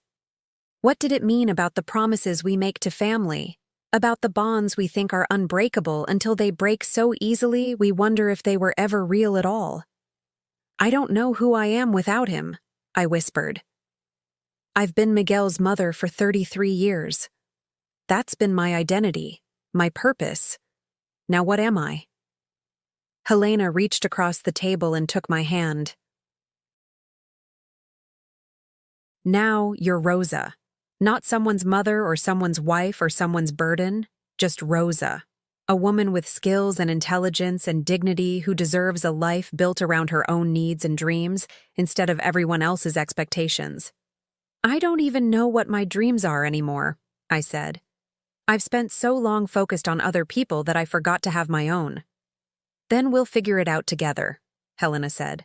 One day at a time, one choice at a time.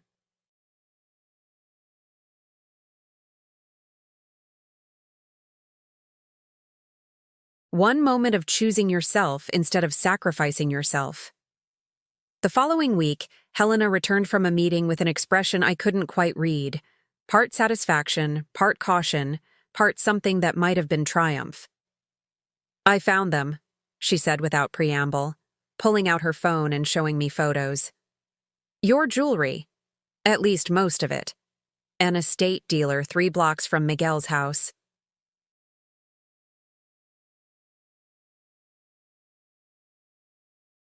The owner remembers Clara because she came in acting like she owned pieces she clearly didn't understand the value of. My breath caught. There, on Helena's phone screen, were my treasures, my husband's bracelet, my graduation earrings, my grandmother's ring. The gold chain was missing, probably sold separately, but the pieces that mattered most were there, tagged with prices that made my stomach clench. The bracelet alone was marked at $1,800. The earrings were $1,200. My grandmother's ring, the one Clara had probably dismissed as outdated costume jewelry, was priced at $2,000. She sold them for $3,000, I said, doing the quick math. They're worth over $5,000. She didn't just steal from me. She didn't even bother to get fair value for what she was stealing. Exactly, Helena said. Which is why I have a proposal.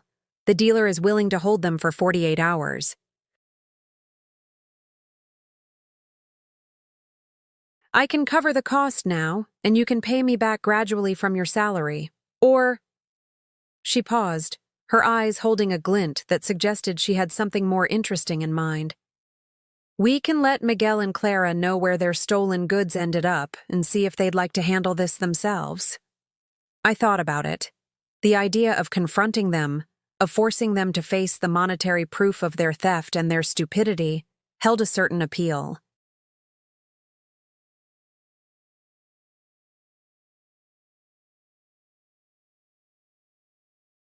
But it also meant engaging with people who'd made it clear they didn't value me, didn't respect me, didn't see me as someone deserving of basic human dignity. Buy them, I said finally. I'll pay you back, every penny. But I don't want anything from Miguel and Clara. Not apologies, not money, not acknowledgement. I want them to live with what they've done, and I want to move forward without them. Helena nodded slowly. Are you sure? This could be leverage, proof of theft. You could press charges if you wanted to. I'm sure, I said, surprised by how certain I felt. Revenge would tie me to them, keep me connected to my anger and hurt. I want to be free of them completely. I want my jewelry back because it represents my past, my memories of people who actually loved me. But I don't want justice that requires me to keep looking backward instead of moving forward. That's wisdom, Helena said softly. Hard-won and painful, but wisdom nonetheless. She purchased the pieces that afternoon. When she brought them to me that evening, wrapped carefully in soft cloth, I held them with trembling hands. The bracelet still carried the weight of my husband's love. The earrings still represented my pride in Miguel's accomplishments back when he'd been a son worth being proud of. My grandmother's ring still connected me to the strong women who'd come before me, who'd survived their own heartbreaks and betrayals, and emerged with their dignity intact.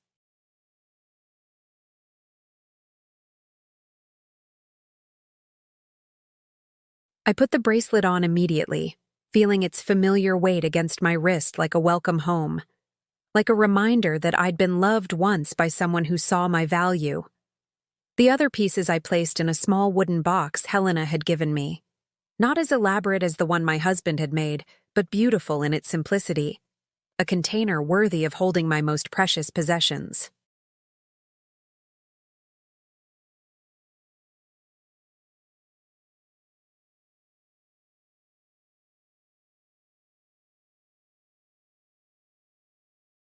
That night, wearing my husband's bracelet and sitting in my own apartment above a gallery filled with beautiful things, I realized something that felt like truth settling into my bones. I hadn't lost everything when I walked away from Miguel's house. I'd lost people who didn't deserve me, a home that had become a prison, a life built on the quicksand of other people's approval. But I'd found something more valuable. I'd found myself again.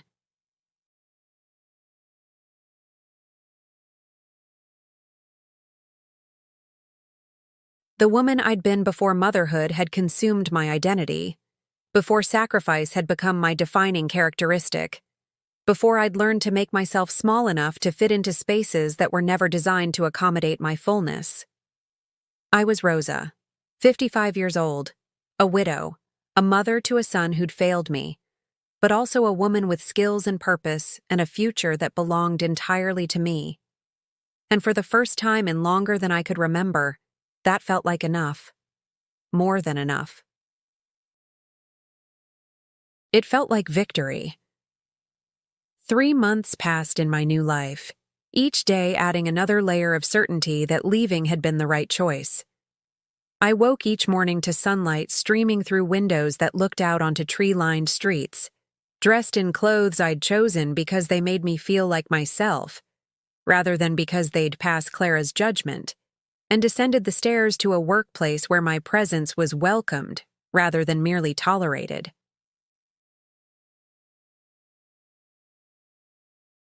The gallery had become more than just my employer. It had become a community. I met artists who valued craftsmanship the way I did, collectors who understood that beauty required patience and skill, young people who asked questions about textile techniques with genuine curiosity rather than the dismissive tolerance Clara had shown whenever I'd tried to share my knowledge. Helena and I developed a friendship that transcended our professional relationship.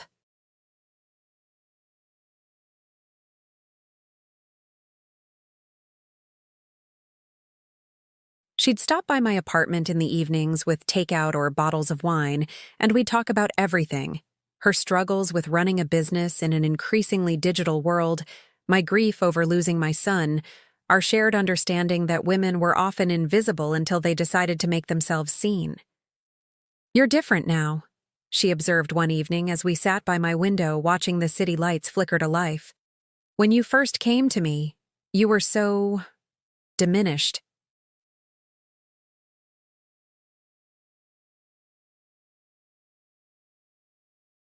"Like you'd been folding yourself smaller and smaller until you almost disappeared. Now you take up space again." She was right. I'd stopped apologizing for existing, stopped making myself convenient at the expense of my own comfort, stopped treating my needs as less important than everyone else's wants. It wasn't selfishness, it was survival, self-preservation, the recognition that I deserved to live fully rather than merely exist in the margins of other people's lives. I'd also started teaching. Helena had suggested it after watching me work with a young woman who'd come to the gallery wanting to learn basic embroidery techniques. What began as an informal lesson had turned into a weekly workshop held in the gallery's back room, where women of all ages gathered to learn needlework while sharing stories and building connections that went beyond the craft itself.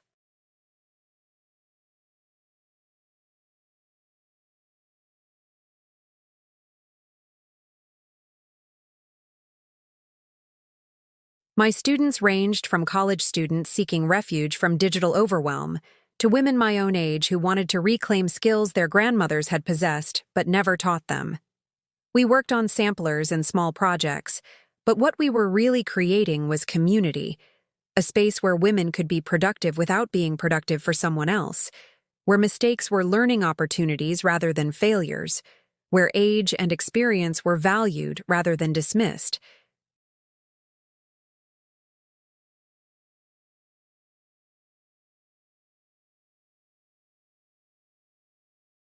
One of my students, a woman named Patricia who was about my age, had a story that echoed my own with heartbreaking familiarity. Her daughter had moved her from her longtime home into a small room in the daughter's house, then systematically sold Patricia's belongings to declutter and modernize the space.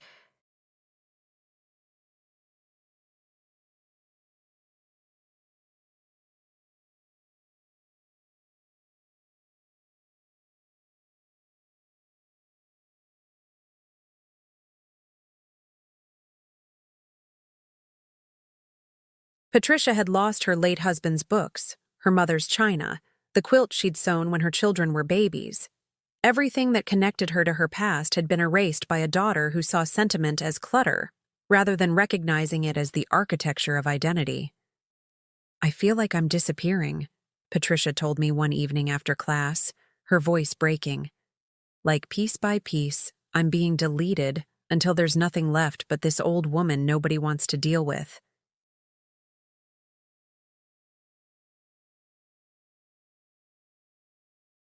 I took her hands, feeling the arthritis in her fingers that mirrored my own, seeing in her eyes the same pain I'd carried for months.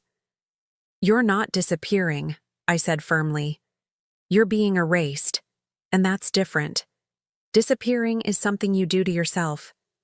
Being erased is something others do to you. And the good news is, you can refuse to accept their erasure. You can rebuild yourself in ways they can't touch or take away." "How?" she asked. "I'm 63 years old. I have no money, no real skills that matter anymore, nowhere to go if I leave." "You have your hands," I said, touching the sampler she'd been working on, delicate stitches that spelled out her grandchildren's names. "You have your memories, even if they took the physical objects. You have your voice, even if they've been trying to silence it. And you have time. Maybe not as much as we had when we were young, but enough to build something new if you're willing to try." Over the following weeks, I watched Patricia transform the way I had. She started taking on small sewing commissions through the gallery. She opened her own bank account that her daughter couldn't access. She began speaking more in class, sharing stories about her life that revealed a woman of depth and intelligence who'd been told for so long that she didn't matter that she'd almost believed it. "You saved my life," she told me one day, and I had to correct her. "No," I said.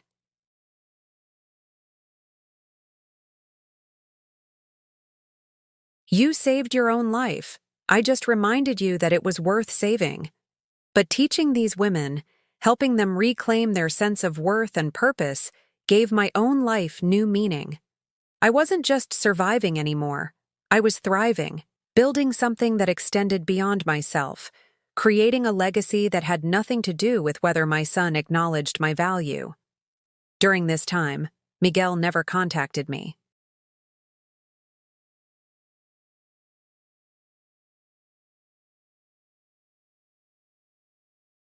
Not a phone call, not a text message, not even an email asking if I was alive or where I'd gone or whether I needed anything. His silence was absolute, and at first it wounded me deeply. How could a son simply forget his mother existed? How could 33 years of love and sacrifice be erased so completely? But as the months passed, I began to understand his silence differently. It wasn't forgetfulness, it was shame. Miguel knew what he'd done, what he'd allowed to happen. Every day that he didn't call was another day he chose to avoid confronting his own cowardice and cruelty. His silence wasn't about me at all. It was about his inability to face himself in the mirror and see what he'd become. I found I could live with that. What I couldn't have lived with was false apologies or half-hearted attempts at reconciliation that didn't include real change or genuine remorse. His silence, at least, was honest in its dishonesty. Then, about 4 months after I'd left, Helena came to me with news that changed everything. "I got a call today," she said, her expression carefully neutral in a way that suggested she was holding back something significant. "From an event coordinator, the City Museum is hosting a gala to celebrate local artisans and craftspeople. They want to feature some historical textile work alongside contemporary pieces, and they asked if the gallery would be interested in participating."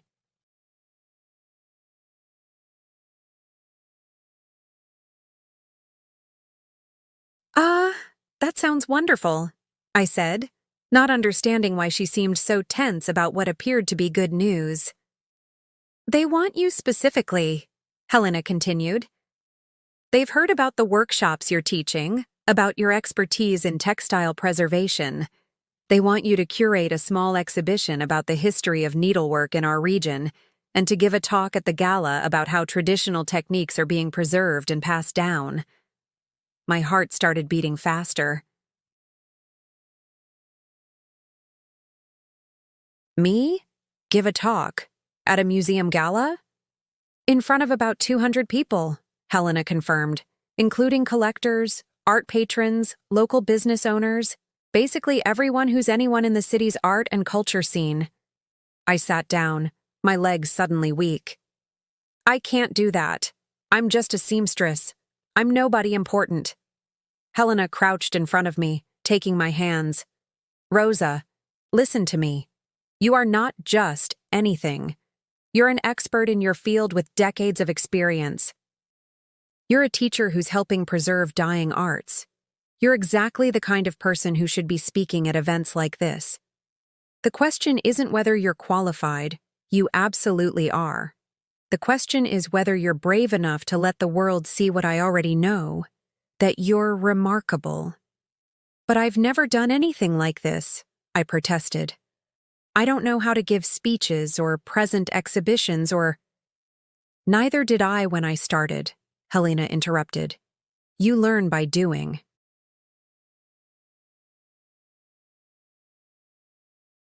"And you won't be alone.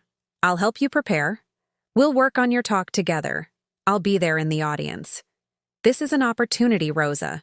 A chance to be seen, to be valued, to show everyone, including yourself, who you really are." I thought about it for a long moment, feeling the familiar pull of fear trying to convince me to stay small, to stay safe, to avoid risk and potential humiliation.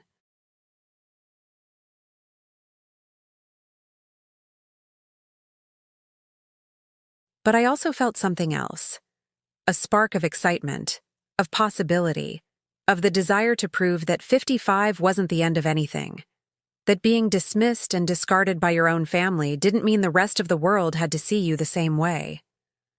"Okay," I said finally, my voice shaking but determined. "I'll do it." The next 6 weeks were a whirlwind of preparation.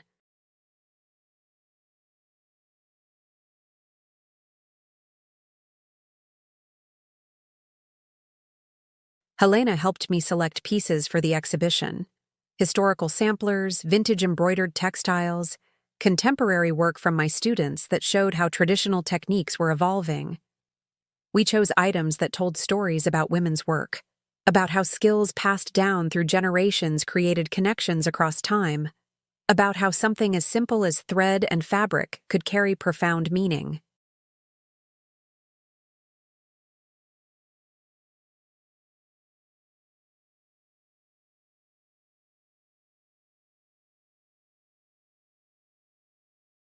I wrote and rewrote my speech dozens of times, practicing in my apartment until I could deliver it without my voice shaking too badly.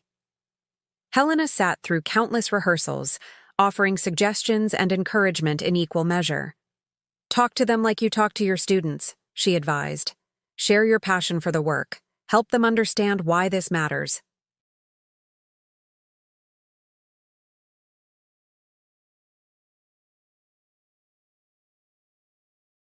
You're not trying to impress them with academic language. You're trying to make them feel what you feel when you hold a piece that someone created with their own hands, their own skill, their own love. The hardest part wasn't the preparation, it was managing my own fear.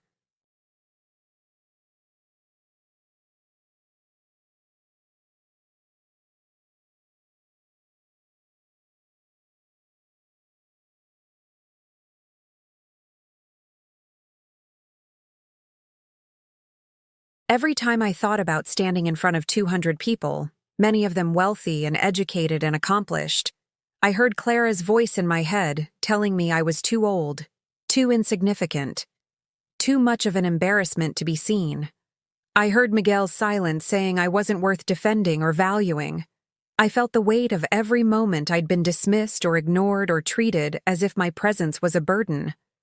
But I also heard Helena's voice reminding me that I was remarkable.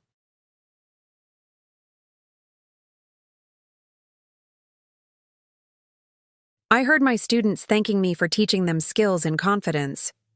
I heard Patricia telling me I'd saved her life. And gradually, those voices grew louder than the ones trying to keep me small. The night before the gala, I couldn't sleep.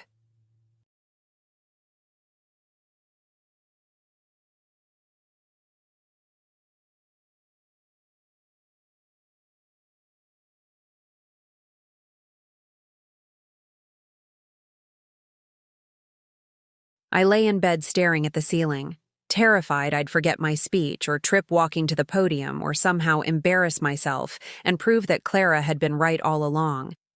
That I was just an old woman who should have stayed quiet and invisible instead of trying to be seen. Around 2 in the morning, I got up and took out the wooden box where I kept my jewelry. I put on my husband's bracelet, feeling its weight against my wrist like an anchor. I held my grandmother's ring, thinking about all the strong women in my family who'd survived hardship and heartbreak and had somehow found the strength to keep going, to keep building lives worth living even when circumstances tried to break them. "Give me courage," I whispered to them, to my husband, to all the people who'd loved me and believed in me. "Help me show them who I really am."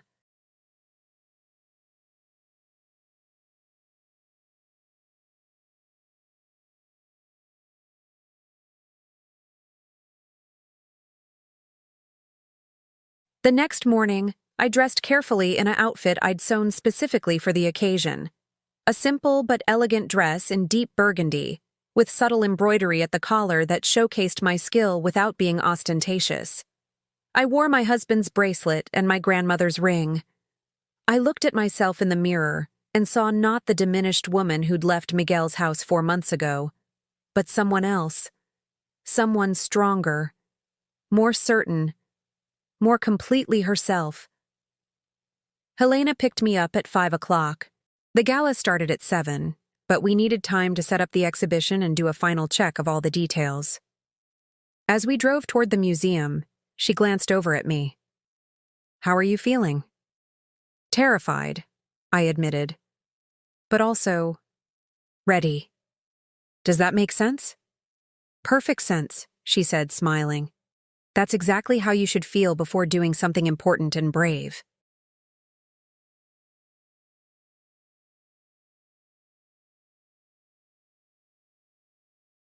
We arrived at the museum as the sun was beginning to set, painting the sky in shades of orange and pink that reminded me of the coast, of the painting my husband had made that now hung in my apartment. The museum was an impressive building, all marble columns and high ceilings, and the kind of architectural grandeur that suggested human achievement was worth celebrating. Inside, staff members were preparing for the evening, setting up bars, arranging tables, checking lighting.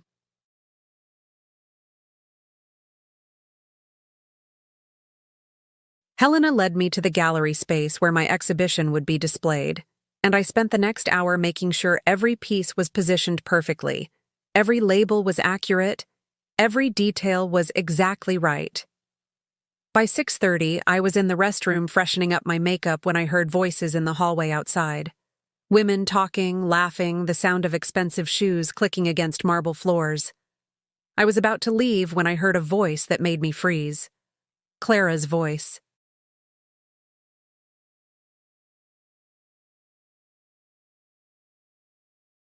"I still can't believe they invited us," she was saying to someone. "Miguel's firm donated money to the museum last year, so they put us on the patron list. It's so important for networking, you know, making connections with the right people." My hand tightened on the edge of the sink. Of course they were here. Of course the universe would arrange for Miguel and Clara to attend the one event where I was supposed to be triumphant and confident and completely myself.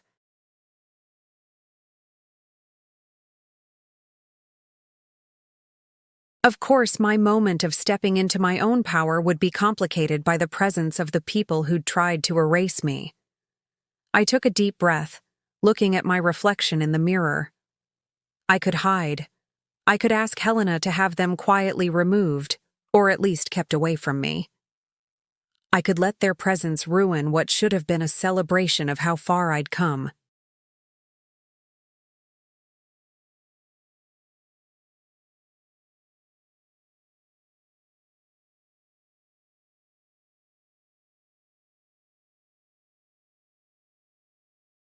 Or I could walk out there with my head high and show them exactly what they'd thrown away when they decided I wasn't worth valuing. I straightened my dress, touched my grandmother's ring for luck, and opened the door. It was time. The gallery was already filling with guests when I emerged from the restroom.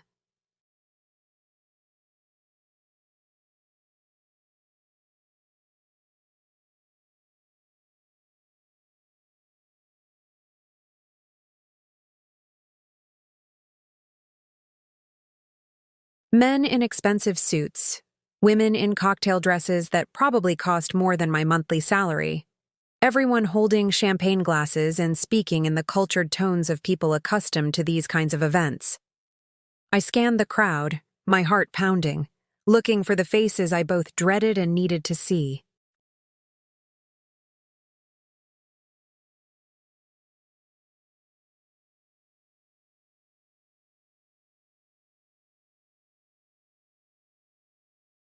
I found them near the entrance, Miguel in a dark suit that made him look older and more successful than I remembered, Clara beside him in a dress that screamed designer label and careful calculation. She was laughing at something someone had said, her hand possessively on Miguel's arm, her posture radiating the confidence of a woman who'd never questioned her right to occupy space in rooms like this. They hadn't seen me yet.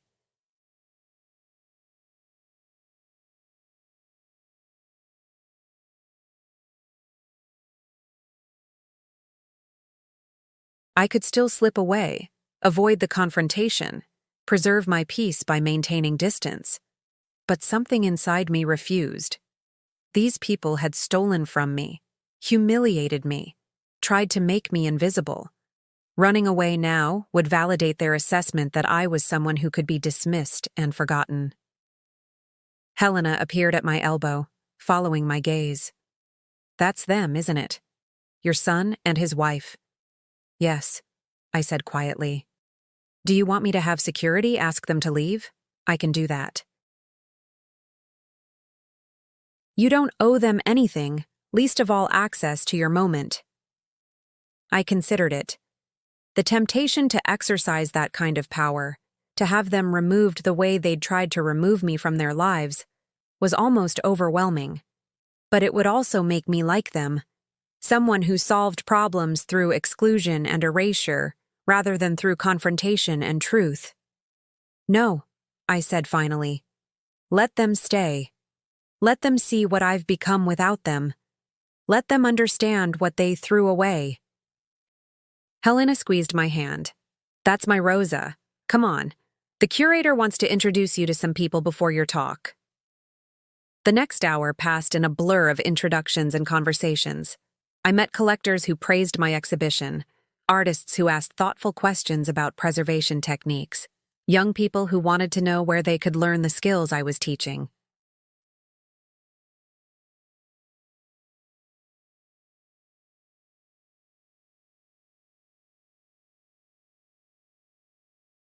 Each interaction reinforced something I'd begun to understand over the past months. I had value that existed completely independent of whether Miguel recognized it, knowledge that mattered regardless of whether Clara respected it, a place in the world that no one could take away from me as long as I refused to surrender it. I was talking with a museum board member about the history of embroidery in our region when I felt someone's gaze on me.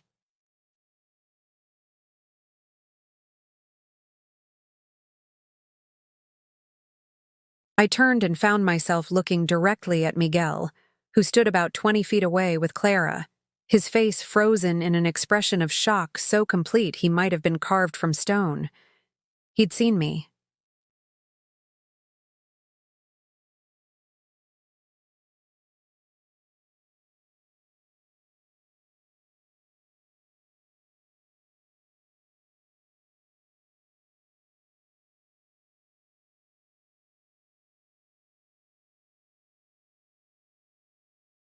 After 4 months of silence, after acting as if I'd simply ceased to exist, he was being forced to acknowledge my presence in a context he'd never imagined, not as his mother begging for scraps of affection, not as the burden in his house, but as an expert, a professional, someone important enough to be featured at an event he'd had to donate money to attend.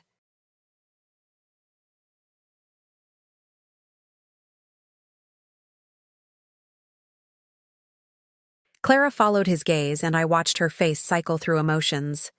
Confusion, recognition, disbelief, and finally something that looked like rage barely contained beneath her polished exterior.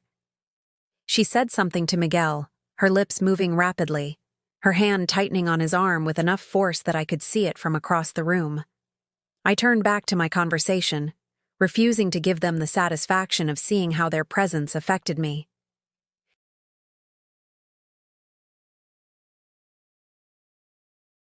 But my hands were shaking slightly as I held my champagne glass, my heart racing with an adrenaline cocktail of fear and determination and something that felt dangerously close to satisfaction. At 7:30, the museum director called for everyone's attention. It was time for the presentations. I made my way to the front of the gallery where a small podium had been set up, my legs feeling unsteady, my mouth dry despite the champagne I'd been sipping.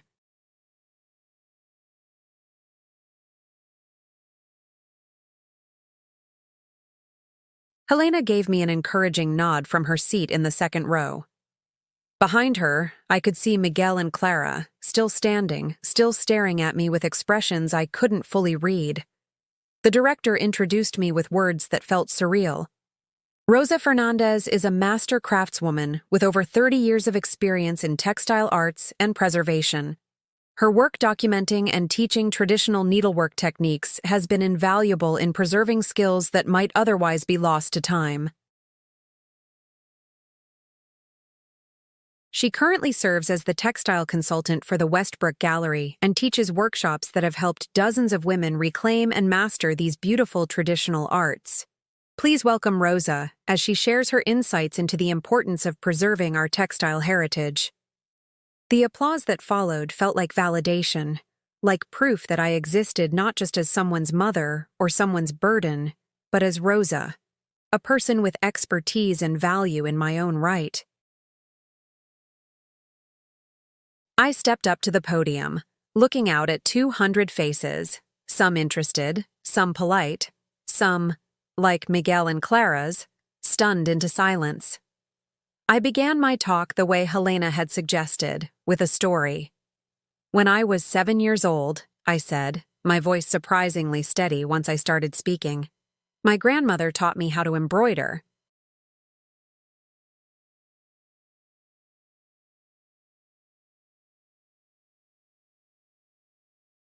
She'd sit with me in the evenings after dinner, her arthritic fingers guiding mine, showing me how to make tiny, perfect stitches that would last for generations.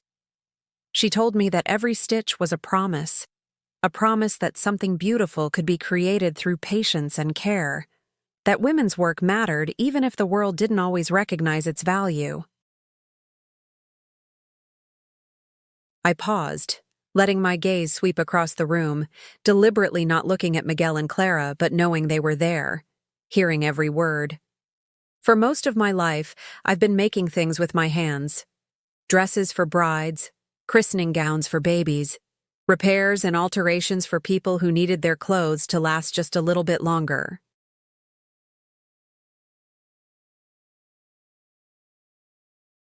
I've sewn patches on torn knees and replaced buttons and created beauty with nothing more than fabric and thread and the skills my grandmother passed down to me. And for most of my life, I thought that work was invisible. I thought it didn't matter to anyone except the people who needed it done. I pulled out a handkerchief from my pocket, one I'd embroidered myself with delicate flowers around the edges. This took me 12 hours to make.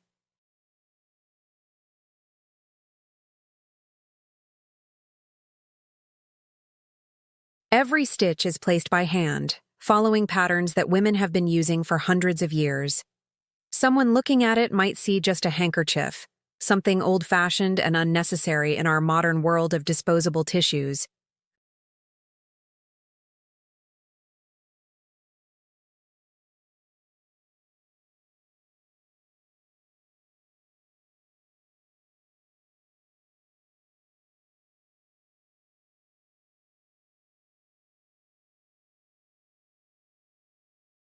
But what they're missing is everything this represents: the skill developed over decades, the patience required to create something beautiful instead of just functional, the connection to all the women who came before me who understood that how we do things matters as much as what we do. I saw people nodding, saw genuine interest in faces that had been politely neutral moments before. I was reaching them, helping them understand what I'd spent my life doing, why it mattered. The exhibition you see here tonight represents more than just historical artifacts, I continued, my confidence growing with each sentence.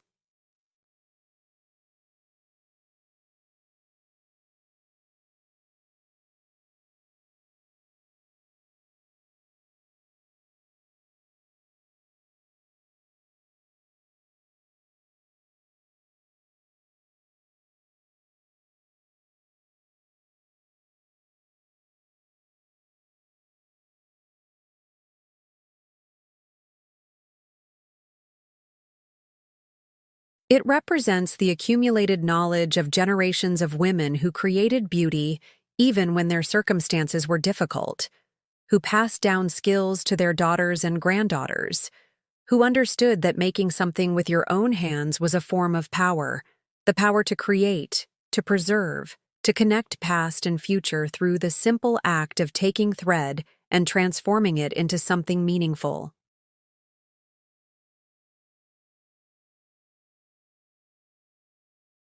I talked about the specific pieces in the exhibition, explaining techniques and historical context, sharing stories about the women who'd created these works, and the students who were learning to carry these traditions forward. I spoke for 20 minutes, and when I finished, the applause was genuine and sustained, not just polite recognition but real appreciation. People surrounded me afterward with questions and compliments.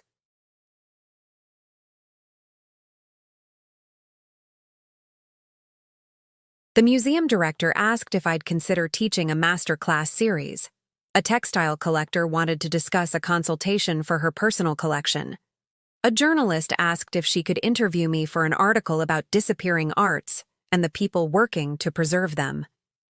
Through it all, I was aware of Miguel and Clara standing at the edge of the crowd, unable to approach, unable to leave, forced to witness my triumph in a context they'd never imagined I could occupy. Finally, as the crowd began to thin, Miguel made his way toward me. He looked older than I remembered, tired beneath his expensive suit, his confidence clearly shaken by whatever he was feeling at seeing his mother transformed from the person he'd dismissed into someone the world was celebrating. "Mom," he said quietly when he reached me, the word sounding foreign in his mouth after months of silence. I didn't know you were here. I didn't know you were doing all this." I looked at him, this man I'd raised, this stranger who'd chosen cruelty over kindness, comfort over conscience. "Why would you know?" I said, my voice level, without anger or accusation, just stating a fact. "You never asked. You never called. You decided I'd stopped existing, so of course you don't know what my life has become." "I wanted to call," he said, though his eyes couldn't quite meet mine.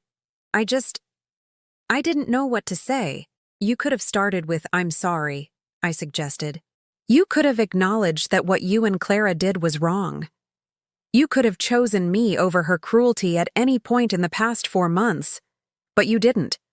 So now we're here, strangers who happen to share DNA and a complicated history."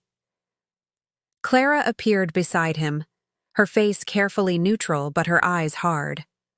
"Rosa, you look well." "I am well," I replied. "Better than I've been in a long time, actually." It's amazing how much easier it is to thrive when you're not living with people who treat you like you're worthless. Clara's jaw tightened. "We never said you were worthless." "No," I agreed. "You just stole my jewelry, sold it for furniture, and then told me I didn't need it because I was old. You excluded me from your lives, made me feel invisible in my own home, and convinced my son that his mother's dignity was worth less than your comfort."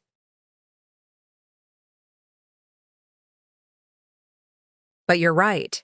You never used the specific word worthless. How careless of me to misunderstand."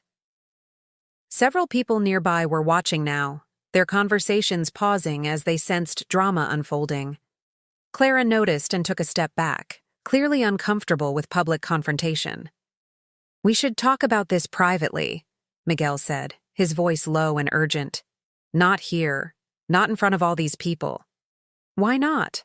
I asked, genuinely curious.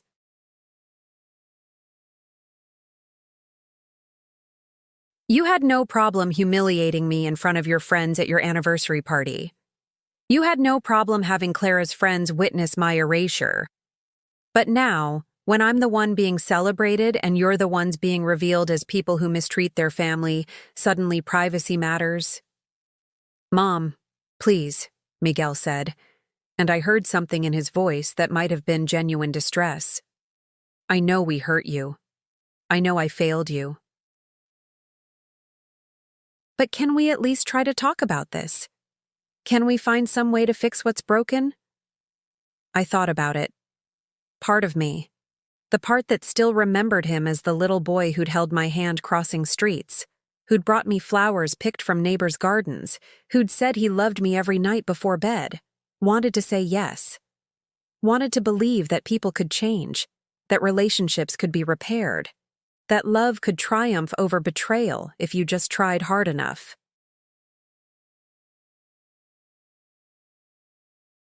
But I'd learned something over the past 4 months. I'd learned that forgiveness without change was just enabling, that reconciliation without accountability was just setting yourself up for more pain, that some relationships weren't worth saving if the cost was your own dignity and self-respect. "I don't think so," I said finally, gently but firmly. "What's broken between us can't be fixed with a conversation. It can't be fixed with apologies."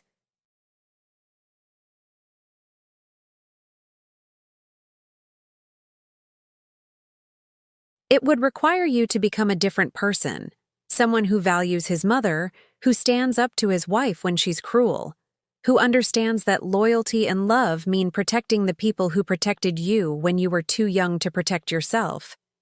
And I don't think you're capable of becoming that person, Miguel. I don't think you even want to try." "That's not fair," he protested. "You're not giving me a chance." "I gave you chances," I corrected him. "For months I gave you chances to choose me, to defend me, to see what Clara was doing and stop it. You had every opportunity to be the son I raised you to be. You chose differently. That's not my failure. It's yours." I saw tears forming in his eyes, and something in my chest ached with a pain that was both familiar and foreign.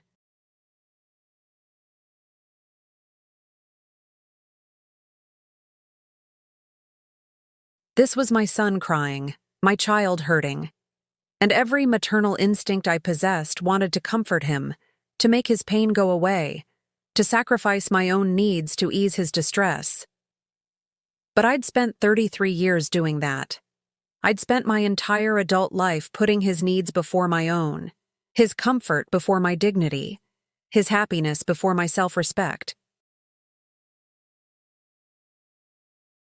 And where had it gotten me?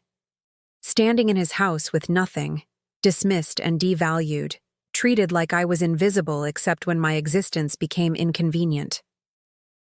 "I'm sorry you're hurting," I said, meaning it. "I'm sorry that confronting what you've done is painful for you, but that pain is yours to carry, not mine to fix. I have my own life now. A good life, a meaningful life, a life where I'm valued and respected and seen. And I'm not going to give that up to return to a place where I was none of those things." Helena appeared at my side, her presence both supportive and protective. "Rosa, the curator wants to talk to you about the masterclass series. Are you ready?" "Yes," I said, grateful for the interruption, for the excuse to end this conversation before my resolve weakened. I turned back to Miguel and Clara one last time. "I hope you build a good life together. I hope you find happiness, but I won't be part of it. I deserve better than what you offered me, and I'm finally brave enough to believe that." I walked away, Helena beside me, toward a curator who wanted to discuss my future, toward opportunities I'd never imagined, toward a life that was entirely my own. Behind me, I heard Miguel call my name once, but I didn't turn around. Some doors, once closed, should stay that way.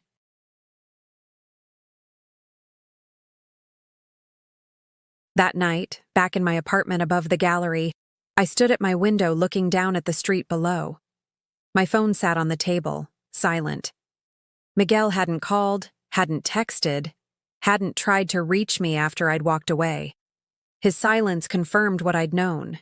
He'd wanted reconciliation on his terms, wanted me to forgive and forget, without him having to actually change or face consequences for his actions.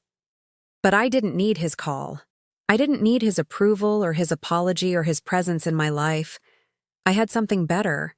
I had myself back, whole and complete, no longer diminished by people who couldn't see my value. I touched my grandmother's ring, thinking about all the strong women in my family who'd survived heartbreak and betrayal, who'd lost people they loved and somehow found the strength to continue building meaningful lives.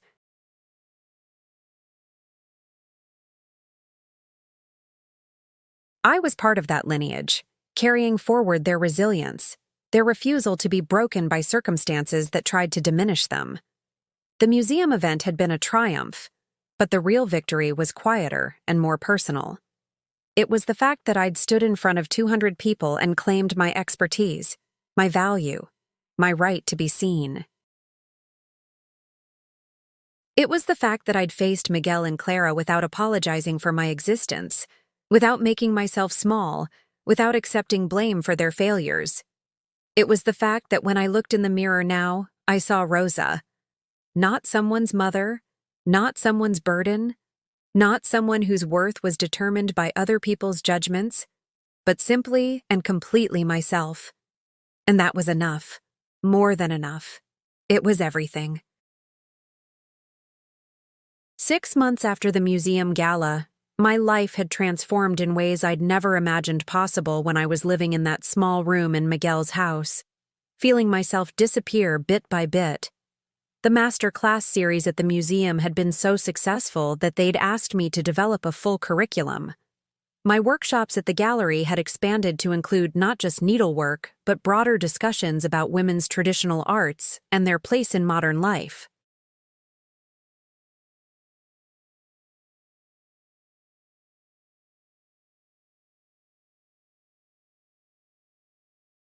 I'd been interviewed for 2 magazine articles and a podcast about preserving disappearing skills. But the changes that mattered most weren't the public ones. They were the quiet transformations that happened in my small apartment, in my daily routines, in the way I moved through the world. I'd stopped apologizing for taking up space. I'd stopped second-guessing my right to express opinions or make choices that prioritized my own well-being. I'd stopped waiting for permission to live fully. Patricia, my student who'd been trapped in her daughter's house much like I'd been trapped in Miguel's, had finally moved out. She'd found a small apartment and was supporting herself through the sewing commissions she took through the gallery and through teaching her own workshops for women, learning basic alterations and repairs. We'd had coffee the previous week, 2 women in our 50s and 60s who'd reclaimed their lives from people who'd tried to erase them. "I never thought I'd be this happy at my age," Patricia had said, her eyes bright with tears that were joy rather than grief. "I thought my life was over, that being old meant accepting whatever scraps my children were willing to give me. But you showed me that's not true, that we can start again, even now, that it's never too late to choose yourself."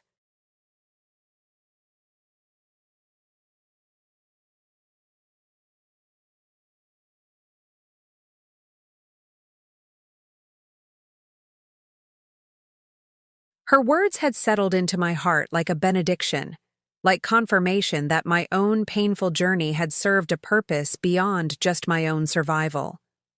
By refusing to accept erasure, by rebuilding my life despite the odds, I'd created a template that other women could follow. My story had become permission for them to write their own stories of resistance and renewal.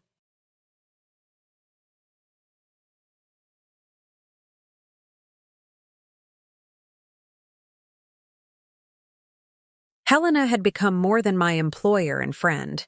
She'd become family in the truest sense, the kind of family you choose, rather than the kind you're born into. We celebrated holidays together, shared meals and conversations, and the comfortable silences that only come from deep trust. She'd never married, never had children, and sometimes I wondered if our relationship filled some void in her life the way it filled one in mine.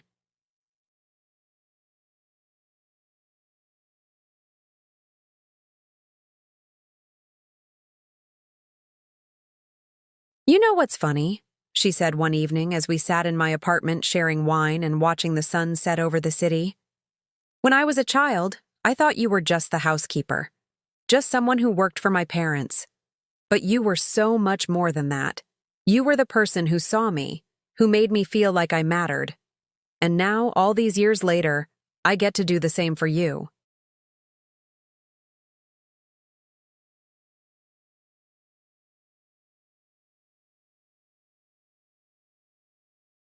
Life has a way of coming full circle, doesn't it? "It does," I agreed, thinking about all the circles in my own life. The jewelry that had been stolen and then recovered, the skills my grandmother had taught me that I was now passing to another generation, the way I'd lost one family only to find another that valued me more completely.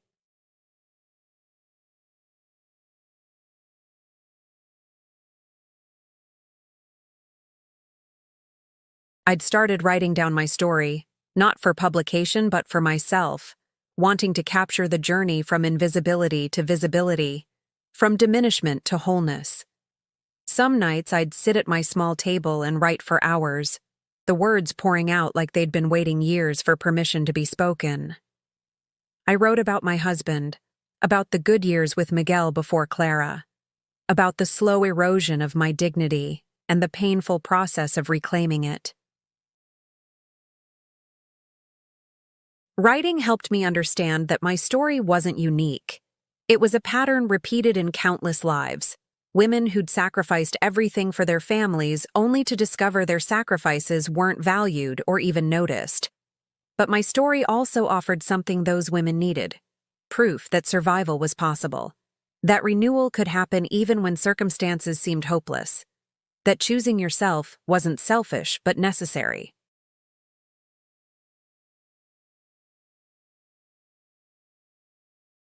One afternoon in early spring, almost a year after I'd walked out of Miguel's house, carrying nothing but my husband's painting and my dignity, I was working in the gallery when a young woman came in. She was maybe 30, professionally dressed, holding a small box wrapped in tissue paper. "Are you Rosa Fernandez?" she asked nervously. "I am," I confirmed, setting down the textile I'd been examining. "My name is Jennifer. I'm Clara's younger sister." The name hit me like cold water. I hadn't thought about Clara in months, had successfully built a life that didn't include her or the pain she'd caused. Having her suddenly reintroduced through this stranger felt like a violation of the peace I'd worked so hard to create. "I see," I said carefully, my voice neutral. "What can I do for you?" Jennifer looked uncomfortable, her fingers fidgeting with the box she held. "I need to talk to you. About Clara. About Miguel. About what happened." "I know I have no right to ask for your time, but please, just 5 minutes. Then I'll leave if you want me to." I considered refusing. I could tell her I had nothing to say to anyone connected to Clara, that I'd moved on and didn't want to be dragged back into that painful chapter of my life. But something in her face stopped me. A desperation, a grief, that suggested she was carrying her own burden and needed to set it down.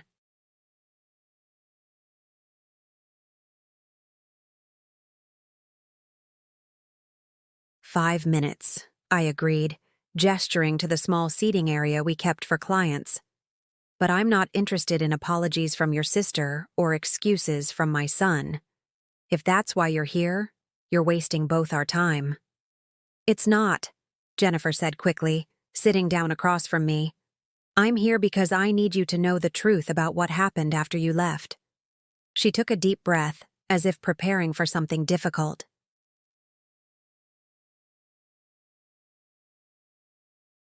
"The night you walked out of their anniversary party, after you confronted them in front of all those people, Clara was furious. Not embarrassed or ashamed, furious. She went on and on about how you'd humiliated her, how you'd ruined her perfect evening. How dare you show up at the museum and act like you were someone important." Jennifer's voice was tight with emotion. "Miguel tried to defend you. For the first time since they'd been married, he actually stood up to her. He said she'd been wrong to sell your jewelry, that he'd been wrong to allow it, that maybe they needed to make things right. And Clara told him if he contacted you, if he tried to apologize or reconcile, she'd divorce him." I felt a pang in my chest, but it wasn't sympathy for Miguel. It was sadness for the man he'd become. Someone who could be controlled so easily, whose love could be manipulated through threats and ultimatums. "She gave him an ultimatum," Jennifer continued. "Her or you. And he chose her. But here's the thing. After he made that choice, everything changed. Clara had gotten what she wanted, proof that Miguel would choose her over anyone, even his own mother. And once she had that proof, she didn't need to pretend anymore. She became worse, more controlling, more critical, more cruel. She started treating Miguel the way she'd treated you." Jennifer opened the box she'd been holding. Inside was a gold chain, my gold chain, the one that had been missing from the estate dealer's collection. "I found this in Clara's jewelry box last month. She never sold it. She kept it for herself, wearing it to events, pretending it had been her grandmother's. When I confronted her about it, she laughed. She said you were too stupid to know what you had, that you didn't deserve beautiful things at your age."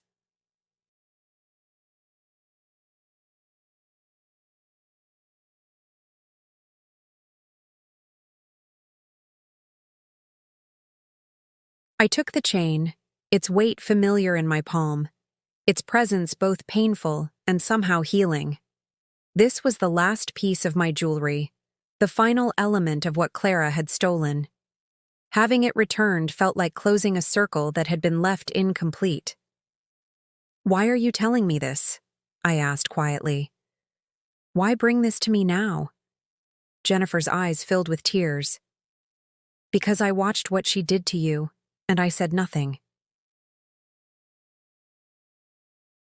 I was afraid of her, afraid of being cut out of the family, afraid of making waves.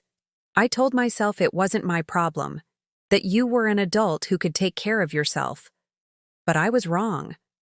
And now I'm watching her do the same thing to Miguel, and I realize she destroys people. She finds their weaknesses and exploits them until there's nothing left but a shell doing whatever she demands. She wiped her eyes. Miguel is miserable. He works constantly to avoid being home. He's lost weight, stopped seeing his friends, stopped doing anything that might displease Clara. And I hope, that he finally understands what he put you through, what he allowed to happen. But he's trapped now, too afraid to leave, too ashamed to ask for help. I sat with this information, feeling complicated emotions I couldn't fully name.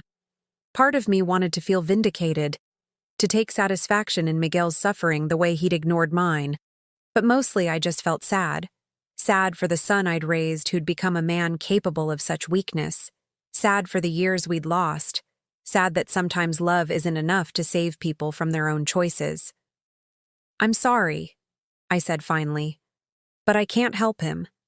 I spent 33 years helping Miguel, sacrificing for him, protecting him from consequences he needed to face.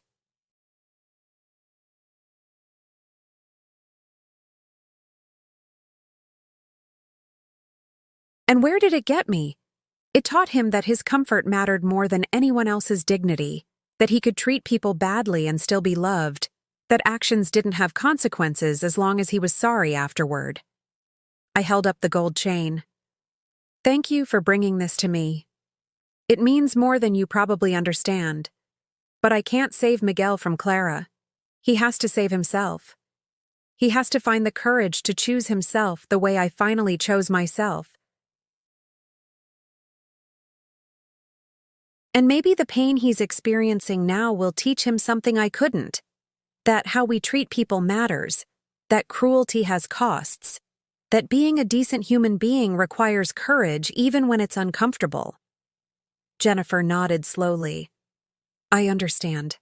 I needed you to know that he's suffering too, that what happened affected him, even if he was too proud or too scared to show it.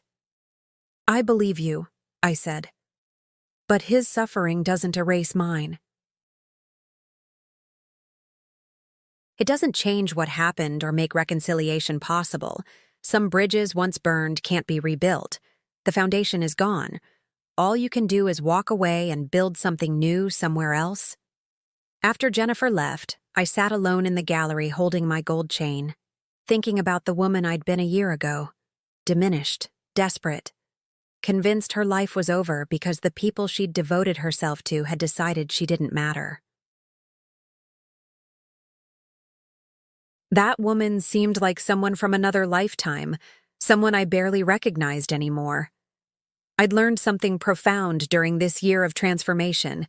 You can lose everything, your home, your family, your certainty about who you are and what your life means, and still survive. More than survive. You can rebuild. You can discover strengths you didn't know you possessed.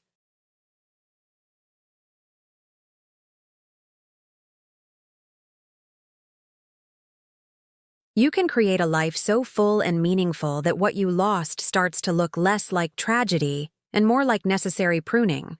Painful but ultimately freeing you to grow in directions that would have been impossible while you were still clinging to branches that were already dead. That evening, I strung my gold chain through my grandmother's ring, creating a necklace that combined two of my most precious possessions.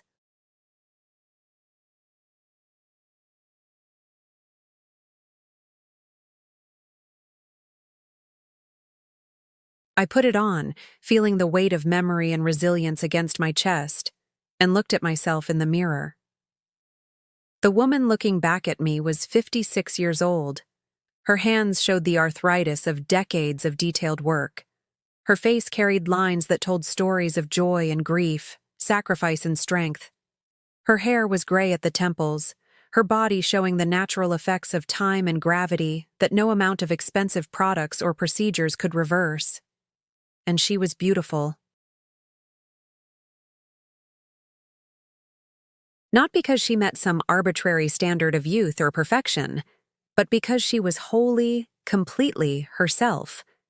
Because she'd survived betrayal and emerged with her dignity intact. Because she'd chosen to build rather than destroy, to teach rather than take revenge, to live fully rather than merely exist in the margins of other people's stories.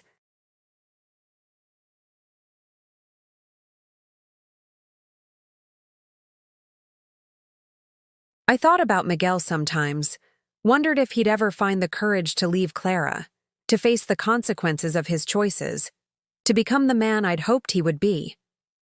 I hoped he would, not for my sake but for his. But his journey was no longer my responsibility. I'd learned the hard way that you can't save people who aren't ready to save themselves, that love without boundaries is just a prison you build with your own hands. The workshops continued. The master classes expanded. The gallery thrived, and slowly, steadily, I built not just a life, but a legacy. Teaching women that their traditional skills had value, that their age didn't diminish their worth, that being dismissed by family didn't mean accepting dismissal from the world, that it was never too late to choose yourself. 1 year later, on the anniversary of the day I'd walked out of Miguel's house, Helena organized a small celebration in my apartment.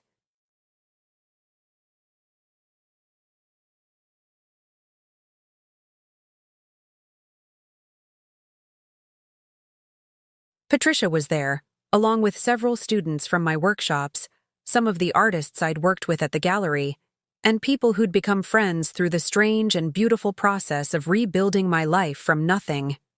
"Speech," someone called out, and the others took up the chant. I stood, holding a glass of wine, looking at these faces, people who'd chosen to be in my life, who valued my presence, who saw me as Rosa rather than as a role I was failing to adequately perform. "A year ago," I began, my voice steady and clear, "I thought my life was over. I thought being old meant accepting whatever treatment my family decided I deserved. I thought love meant sacrifice without reciprocity, that being a good mother meant making myself small enough to fit into whatever spaces my son's marriage left available for me." I paused, looking at each face. I was wrong about all of that. I learned that love without respect is just servitude. That sacrifice without appreciation is just martyrdom. That being old doesn't mean being obsolete. It means having decades of wisdom and experience that the world desperately needs. And most importantly, I learned that it's never too late to choose yourself, to walk away from people who don't value you, to build a life that honors who you really are instead of who others think you should be. I raised my glass. Thank you for being here. Thank you for seeing me. Thank you for being the kind of family that's chosen rather than assigned, built through mutual respect and genuine affection rather than accident of birth. Here's to second chances, to late life renewals, to the courage it takes to start over when you thought all the starting was behind you.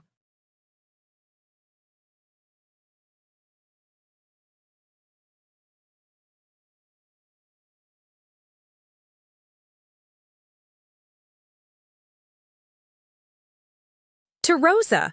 Helena called out, and the others echoed her, their voices filling my small apartment with warmth and joy, and the kind of celebration that comes from witnessing someone's transformation from invisible to undeniable. Later that night, alone again, I sat by my window looking out at the city lights. My phone buzzed, a text message from a number I didn't recognize. I opened it and found a single sentence. "Mom, I'm sorry. I hope someday you can forgive me."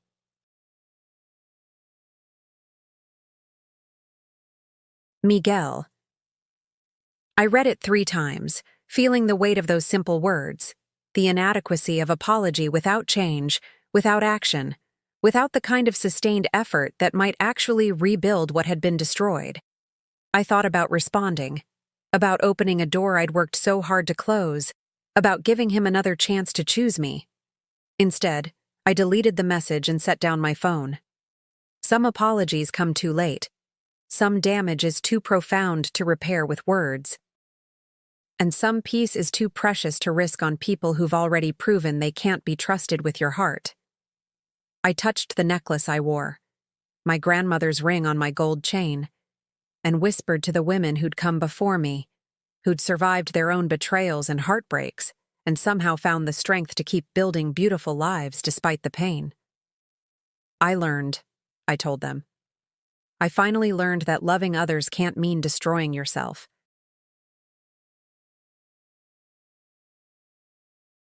That being a mother doesn't require martyrdom, that choosing myself wasn't betrayal, it was survival.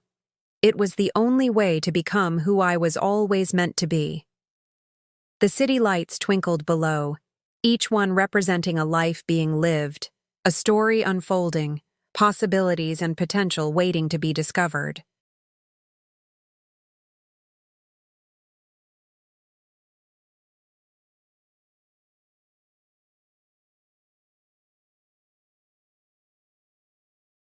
Somewhere out there, maybe other women were learning the same lessons I'd learned, finding the courage to walk away from erasure, discovering that age was not an ending but a beginning of something entirely new.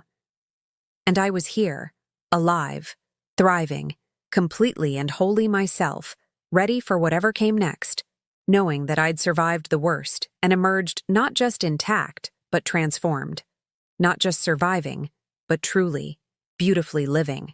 This wasn't just a story about jewelry or betrayal or family dysfunction. It was about the quiet fire that some women carry inside them, the resilience that gets stronger with age rather than weaker, the understanding that dignity is something you claim for yourself rather than something others give you. I was Rosa, 56 years old.